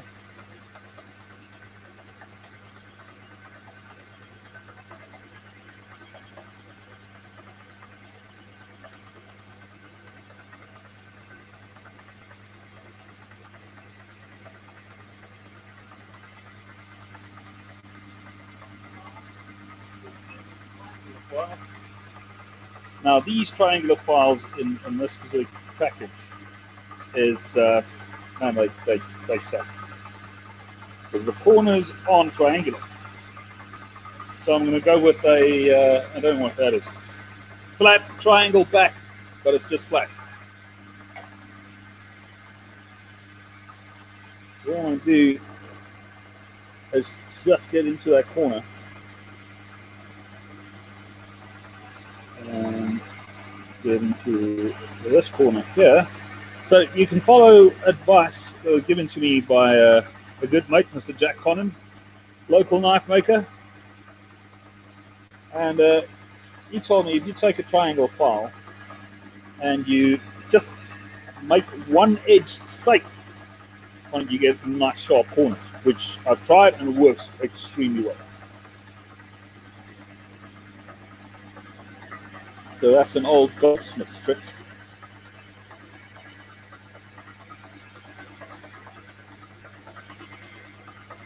But one thing I hate seeing is when guys are using the age of their equipment or the lack of a newer piece of kit as an excuse to not be able to do something.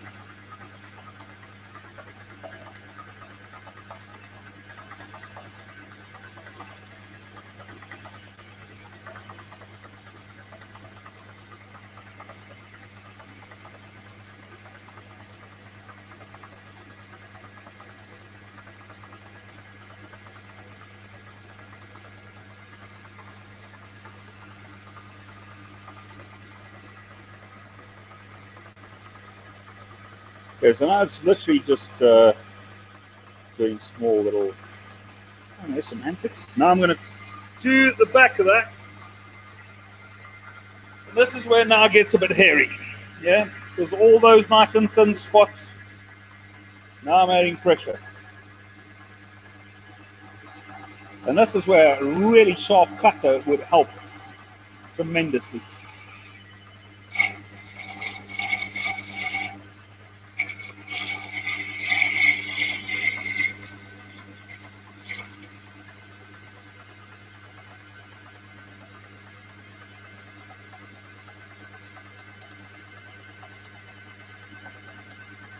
So if I break this thing, someone do a loop of it coming off, yeah? Don't think that.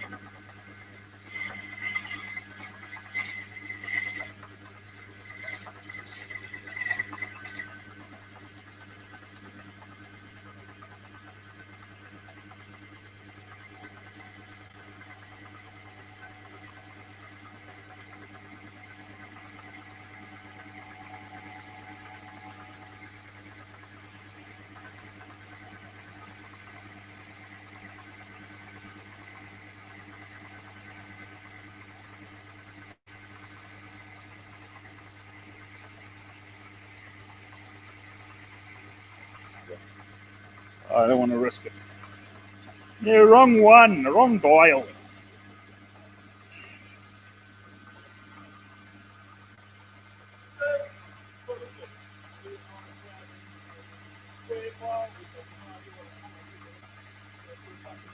Case.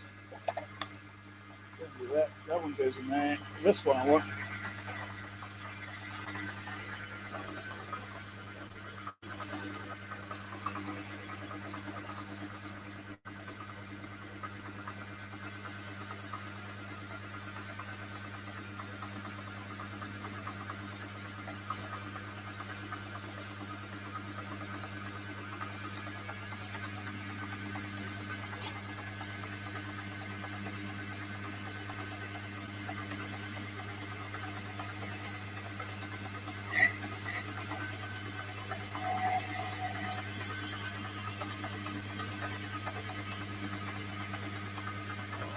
See.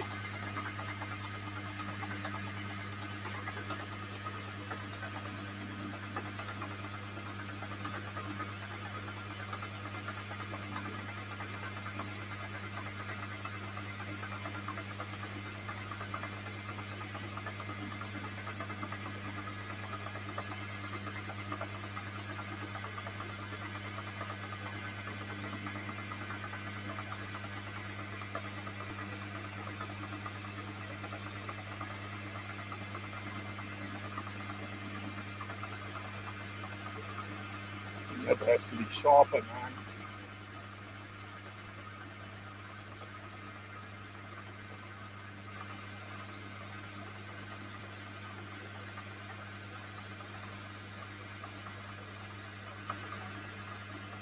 So what I'm doing, as you can see, I'm working that last little transition, starting the undercut to a little ball that's going to end up as the finial.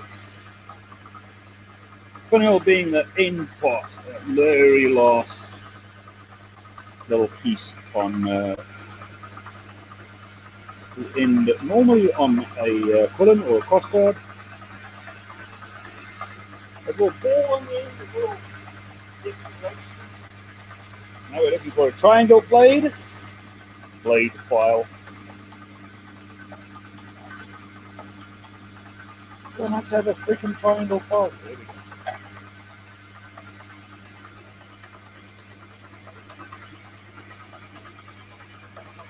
Going over there.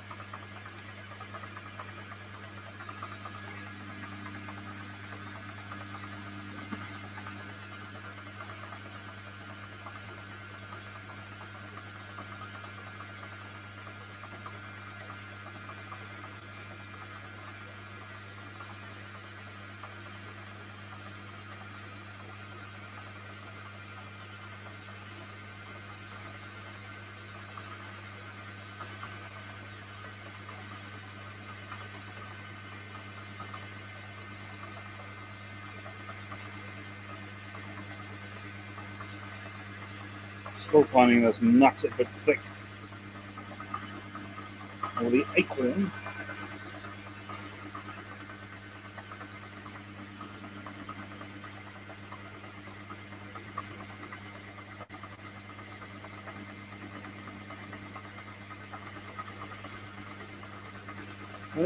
The thing is that if it doesn't look good to the eye, it's not there.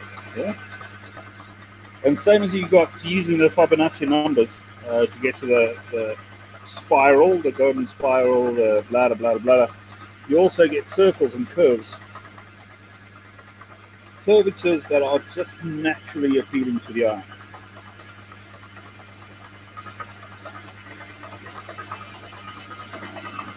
I mean, you've got to go and make this thing look like an acorn if you want it to look like an acorn. Yeah?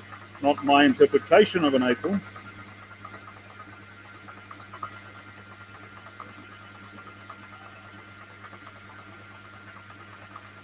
Well, it can be my interpretation, but still, you want to recognize it. You don't want someone to go, "Oh, what's that?" And you go, "Well, it's a stiletto."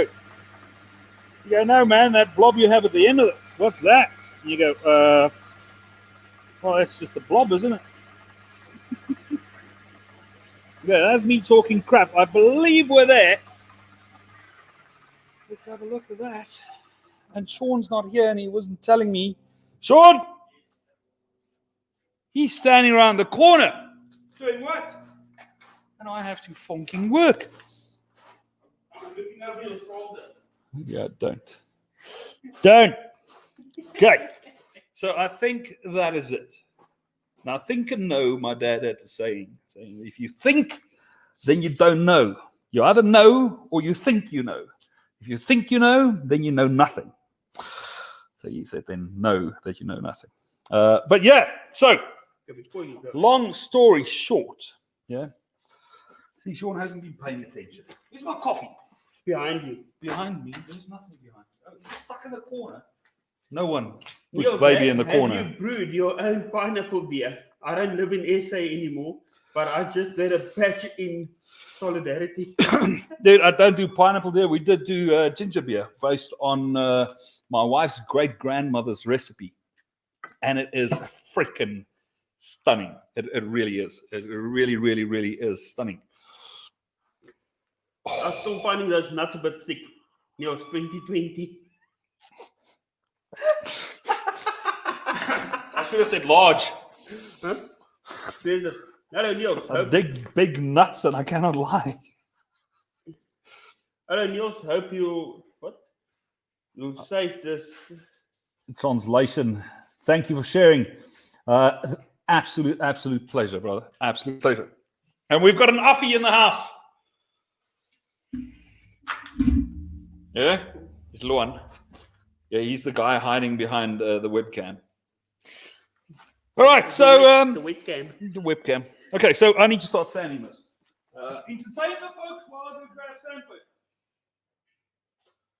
We've got 400, 600. 600 is where we're going to stop. 400, 600.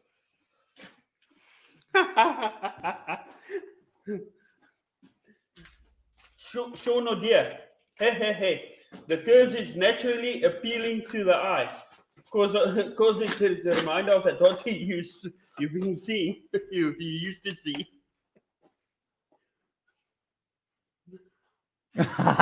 Nice, man. Okay, so buff sticks. For the guys that don't know, yeah, it's a stick with sandpaper wrapped around it. Yeah, so you've got support when you're cleaning irregular surfaces, sanding down irregular surfaces in jewelry. Specifically, I use them. I'm now just too lazy to go and get sandpaper, and these have got sandpaper around them. Yeah, it's already flat edges, so I'll be using the 400. I've got a 400 and 600. I actually bought out two 400s for some other reason, and I'm just going to use that as a hard start on the flats. They're going to Oh, well, that doesn't help squat, yeah? So I'm just using that as a hard start on the flats, on the large areas.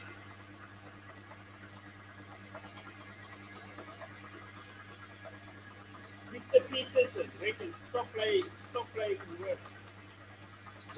Exactly.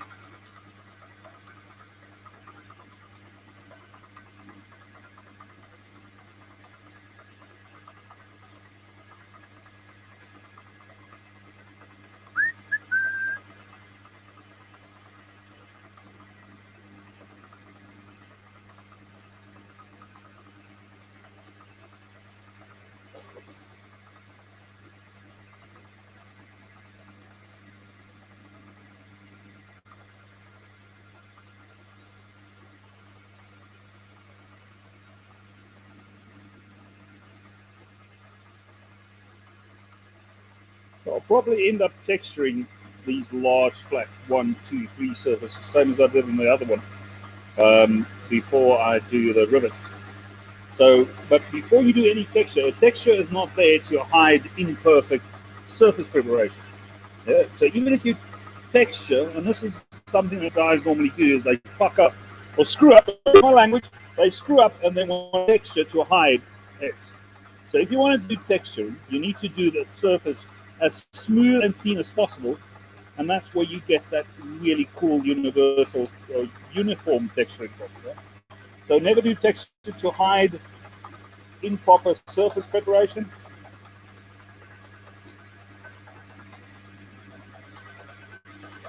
So although I'm gonna hit this thing with a hammer, literally, and put a little texture on it, I do want to get that as smooth as possible. Yeah? And I'll take that up to a 600 before we'll even attempt that. And I might even change my mind with regards to whether we're going to hammer it.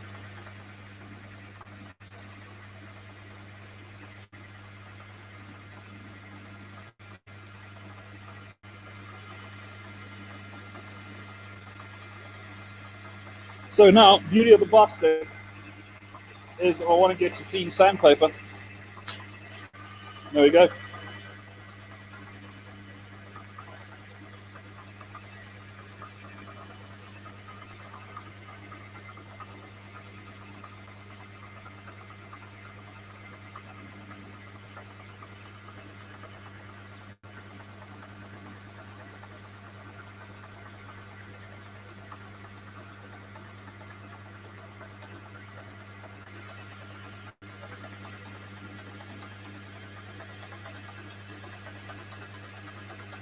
Can't get my nail in there. All right.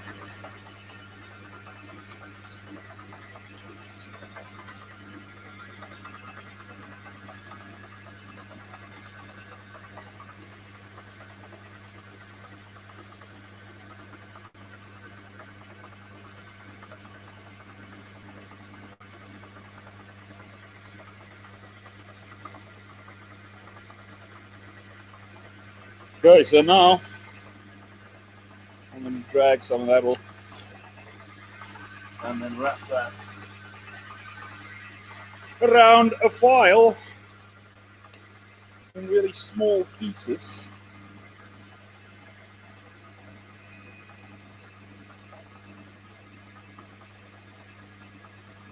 And get in between that.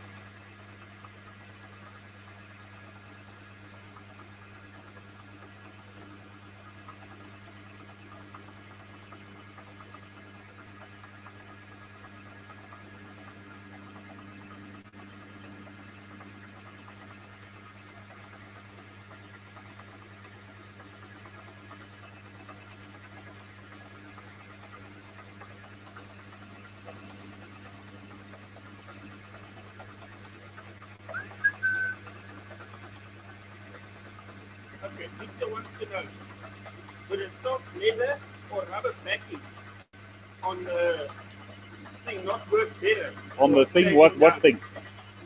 On than the a hot sandpaper. surface? Yeah. No, because I don't want to have the sandpaper deform and create an imperfect surface.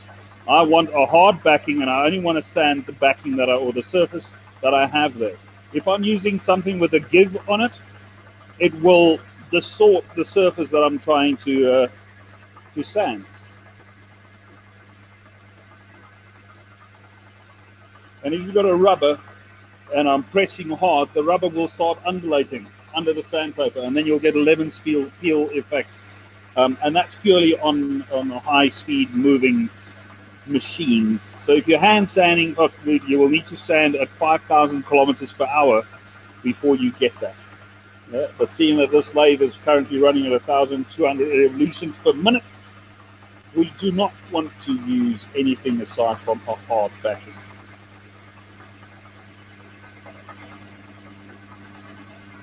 And that's just me. Why? Because I'm full of crap. That's why. You said it. If there's a texture in there, I want to put the texture there.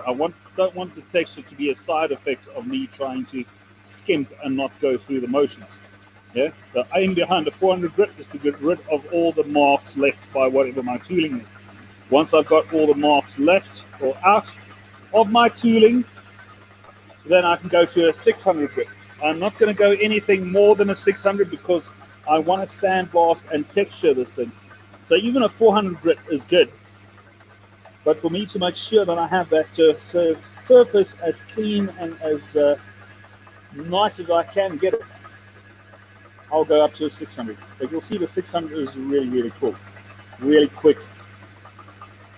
And then I'm using the hard backing, and I'm going to go over into just the sandpaper. In other words, no backing in between, so no file in a moment. But I just want to get the flats sanded as a flat.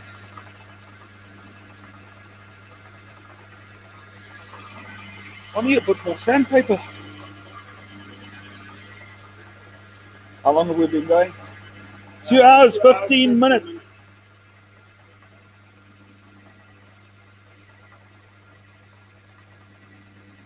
This I can never finish. Huh? At this rate, we'll never finish. Finish what? Right? Finish what? The stiletto. The fuck, dude? This is the quickest I've ever done one of these. I'm not even joking. Normally I don't rush because I've got a whole load of faceless people A rush job is it? watching me. Check job. A what? A rush job is a No, there is job. no such thing as a rush job. The job is going to take as long as it's going to take. That's it. The only reason this thing is taking me 2 hours is, look, I've done a couple of them, yeah? The first one I left on the lathe in 2 and a bit days because I really didn't know what I was doing. But then as I got closer to the design, did more research, actually learned what stilettos are, what is critical, what is not critical, and you can kind of wing it, man.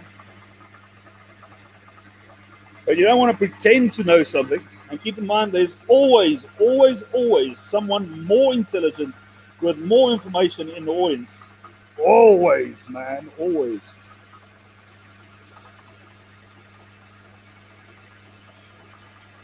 And just because a guy makes knives, you know he makes knives, you can see the quality of his work, you've got no idea what that guy brings to the table.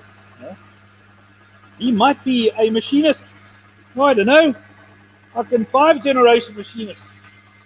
And then I want to tell him how to use a lathe. Yeah? You understand what I'm saying? So now I'm just going over. You can see I've dropped my file.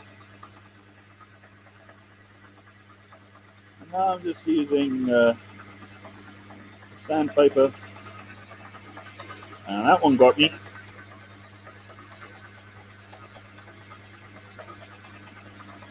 And I'm still just working the flats here.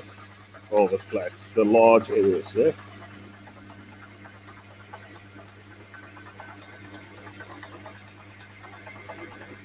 Just keep in mind this is just a pre-polish. It's not going to be the final version. I will still clean this off with Critex wheels and get that surface to around about 800 grit finish. Make sure that I've got all the little imperfections out before I start making it look all pretty. Yeah, and by that I mean patina. So that is going to be in episode 5228, which we'll get to in January 2030, apparently, at this funking rate. I'm not too sure whether we'll have a live broadcast tomorrow. I'm not sure. I don't even know what funking day it is. What day is it today? Wait, I'm talking to you. Don't let me slap you. Hey? What day is it? Today. Fucking, I know it's today. Thank you. Okay, so we should come up with a game to slap Sean or not. Yeah? So every time he loses the plot and doesn't pay attention, I don't want to physically harm him, but psychologically is open game. It's already done. It's too late. Yeah? Okay, so Sean, what are you working on currently? Go get it and show me. I don't want to. What are you currently working on? Go get whatever you're working on and show me.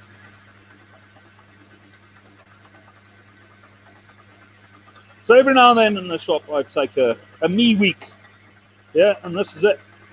So this week, I work on what I want to work on. And Sean, who's here, I just make him work like a dog.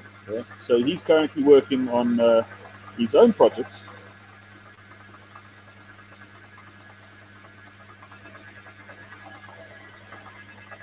But we did have a client step in today, so we kind of lost quite a bit of time. Pretty much the entire morning.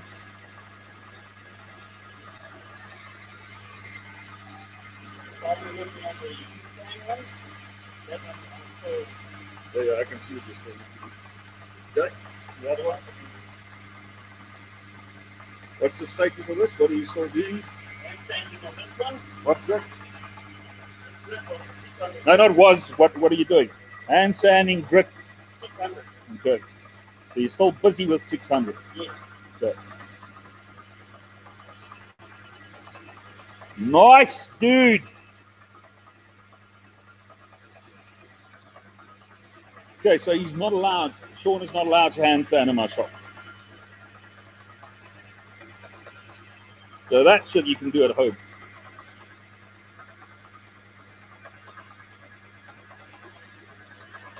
So I don't want to have anyone sit in my shop hours and hours hand sanding something to absolute perfection, where the time you have with me is, according to me, precious. Yeah? And you need to fucking pay attention and learn, not sit there and hand sand.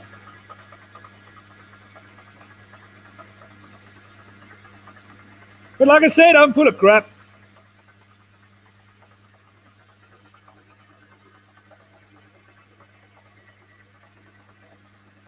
Okay, so that was it for 400. Yeah, quick, hard. So this one has got a bit of give because of the sandpaper. Yeah, but it's on a 600. And I know the 600 is not going to be my final finish. So I don't want to just got to get it to a point where, am I doing indexing on this thing? I don't even know. You have a look at this one. Yes, I am. So when I do the indexing, in other words, divide this thing up, I do want to see light little scratch marks. Yeah, and it's easier to see that light little scratch mark on a 600 grit than it is on a 400 grit, as opposed to a 300 or a 200. Yeah. So we want to get the surfaces as smooth as possible. Number one, because, well, it is a motorized method of hand sanding, which is a hell of a lot quicker than trying to get in there with a piece of sandpaper like I am now without it spinning. Yeah.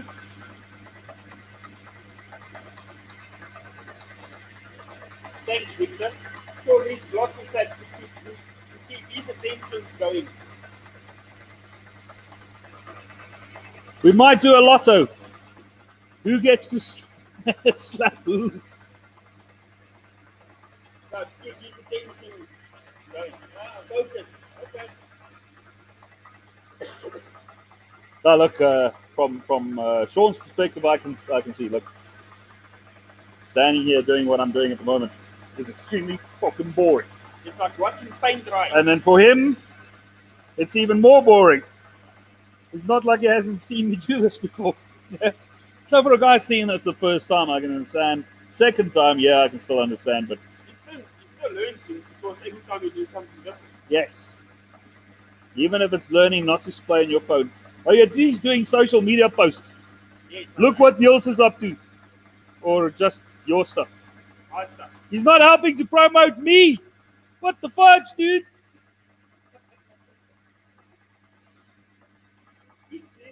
No. You need to promo you. Done.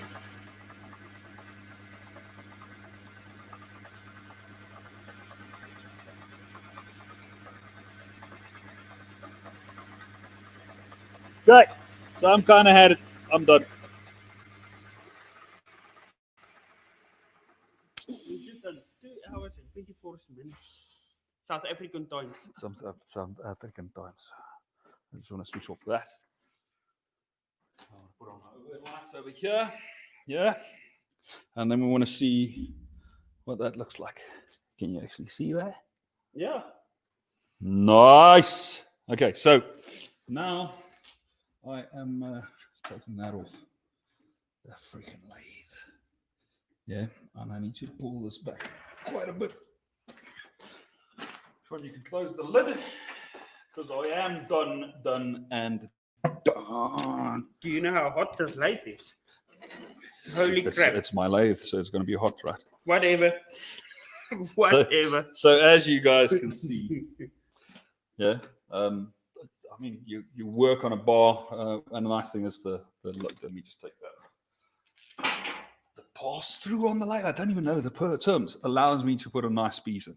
So I've only used the section of it that I really need, as opposed to cutting stuff up and then throwing a section away. Don't do that. I've got an entire freaking drawer full of shitty little pieces that I can't do anything with. Yeah. So we are now going to do that. Wrong camera.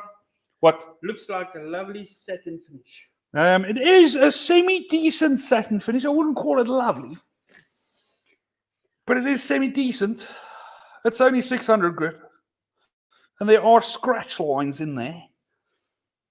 But for our intents and purposes, it is good. I just want to measure it now. Now it's the moment of truth. Yeah. So dodgy measuring aside, how does this actually stack up with the drawing that we did? And I'm going to measure it before I'm showing you. Oh crap! I never did the center cut. Nah. So Okay. now that means you got it? Hey, rechuck it up and Finally. do the no. A lot of things. Stupid ain't one of them, man. So, well, he says, and then screws up. Immaculately. Don't say that. Yeah. Don't jinx it. No, we do that. Bring this baby back in, and we set back up on there. Yeah. Bring that baby back in. Lock that oak up. Lock that oak up. Tighten that over so slightly. Make sure the chuck key is not in there. Where is it? There, so I can start it. Don't do that And I do want to flip that around though. Okay. Almost broke my microphone. That would be, well, heartbreaking. So to me, look on us a bit. Switch on that light. Thank you. There we go. And I'm feeling a bit edgy. Like I haven't smoked. Smoke in an hour.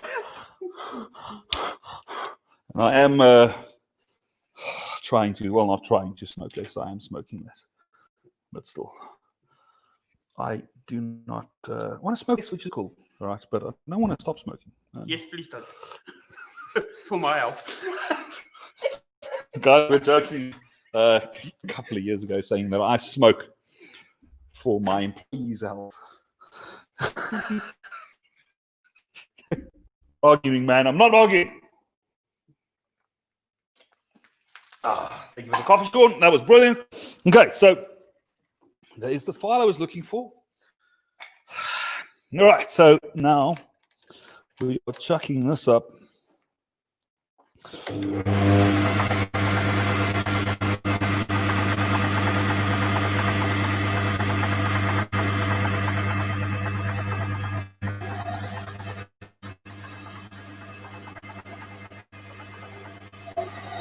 Ooh, this is funking dangerous.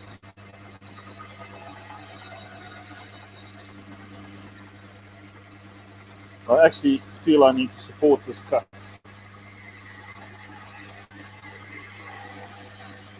Yeah, you can actually see it bend out, man.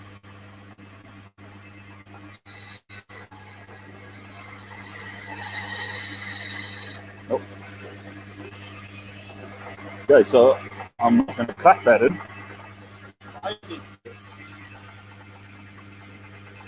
But cutting so much quicker. Let's see, I start packing away. Start cleaning up. In other words, doing the dishes before my steak was finished. Here's my half round file. My round file that was cut away. Just check if you see it behind me.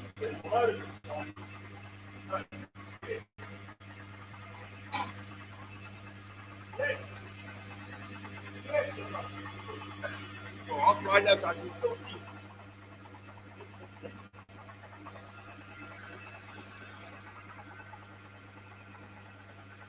Am I light in the way? Yes. Okay, so I don't want to tell you what the problem is. Oh, Sean is just battling. Sorry, man. I'm just clapping onto a Sean.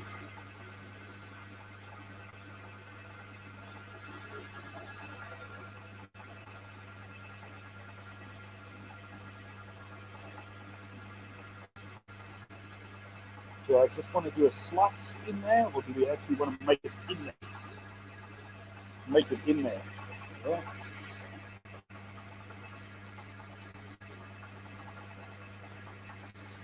Yeah. Clear cut in there. Nice.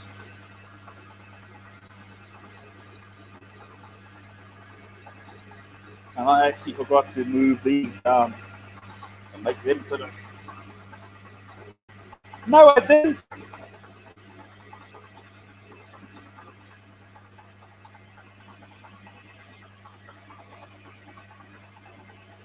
Yeah, baby.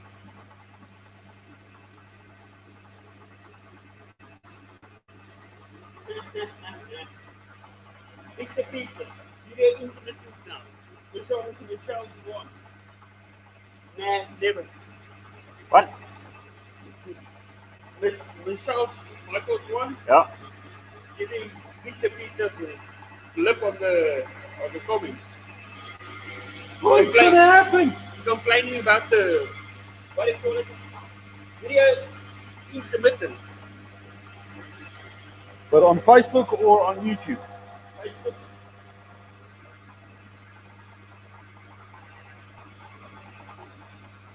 Brother, I will check into that in a moment.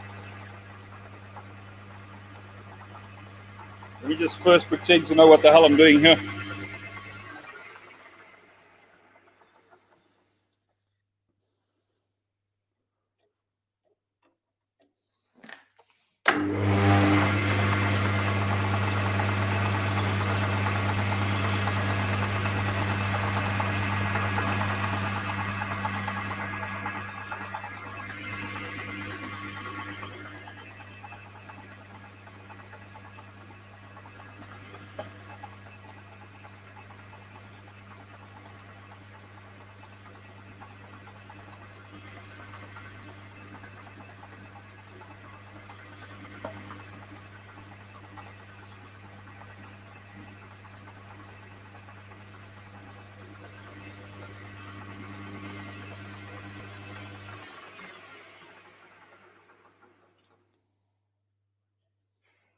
scratched it there.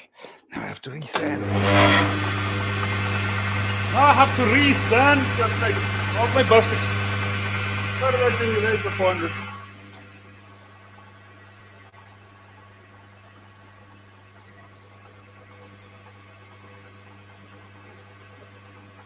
You're thinking to know what the hell you are doing. Seems to me fundamental basics of machining. Yeah, but now you see that as fundamental basics of machining.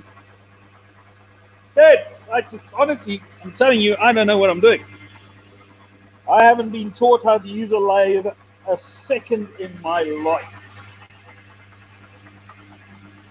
So that's why I've got no clue on tooling, nothing. And just because a dude does it on YouTube doesn't mean that I'm going to just sit back and pay attention. Yeah, but there are real clever guys out there. Yeah, if you want to see one of them, there's Click Spring. Yeah. But when I watch his channel, I just get depressed, man. Oh, that guy is just unbelievable. Seriously. And one day, when I'm all grown up, that's what I keep on telling myself. All right, so that is pretty much it. I am now... How far are we off from that design? That's freaking close, actually. Yeah, that's good. Oh, I like that. Pictures watching YouTube and smart TV. What the hell is a smart TV? Is a smart TV something like your wife giving you crap while you're watching? Yeah, like a smart ass TV. Because my phone is not a smartphone. It's a smart ass phone. Yeah. It's got more bells and whistles than Carney. All right, so that one was out there. One last thing that you do need to do is, because I added pressure onto I need to do that. Yeah, because I added pressure with the live sensor on the back, the thread in that is screwed. So just taking my tap and just lightly running it in there. Once again. With just not running it in. All I want to do is that first couple of turns. I'll just want to open that. So that's it. So now, Sean, if you wouldn't mind just grabbing a piece of M6 thread somewhere. So I do want to test this before I step away from this little exercise, yeah? So, ladies and gentlemen, I think that is it. M6 thread, please, Sean. No, just go and get me the M6 thread where it should be. Done. It's not in the... Okay, never mind. I'll go and find the M6 thread. Ladies and gentlemen, that is it. Okay, so what I want to do is I just want to get closer.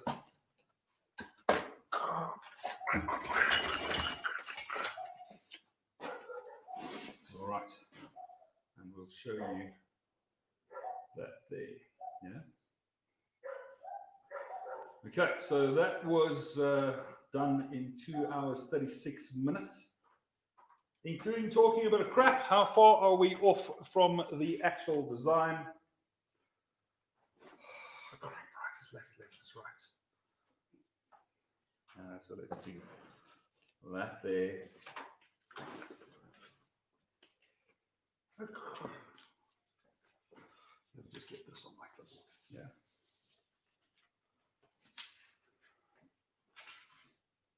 Extremely professional yourself. Extremely.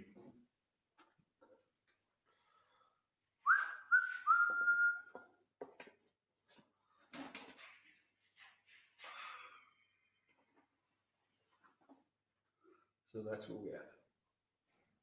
Fairly close. Yeah, all the elements that we wanted is in there. And yeah, I'm pretty happy with that. Okay, so get back around. Okay, so normally there's nothing where the cameras are at the moment. There's nothing behind. There's another lathe that stands there. So we had to push that out. So there's barely enough space for people with big bodies to get through there. Yeah. M6. No, just give me a piece of M6. All I want to do is test the thread. Yeah. There we go. That's cool. That is it. All right, ladies and gentlemen, thank you very much. I'm going to call it a day. I'm going to call it there. Thank you for joining me in this little exercise, yeah, in episode 2 of building a Stiletto Dagger. Why? Because we can. It's as easy as that, yeah. I'm going to take a last little comment here. Excellent, man, brother. I greatly appreciate the comments. Yeah. So, gentlemen, absolute pleasure. Matt, how's it going, buddy? Excellent, Victor. Once again, tune in. Thank you, man. It is appreciated. So, for everyone that has that said something, I will go and review comments. It's really appreciated. If you've got any questions, comments on the build series, leave them in the comment space below, yeah? Whether on Facebook, whether on YouTube, wherever you're watching me, just drop your comments. I will review them, and we'll do a Q&A session at some point, yeah? There we go. Have fun, enjoy, and we'll catch you on the next one. Cheers.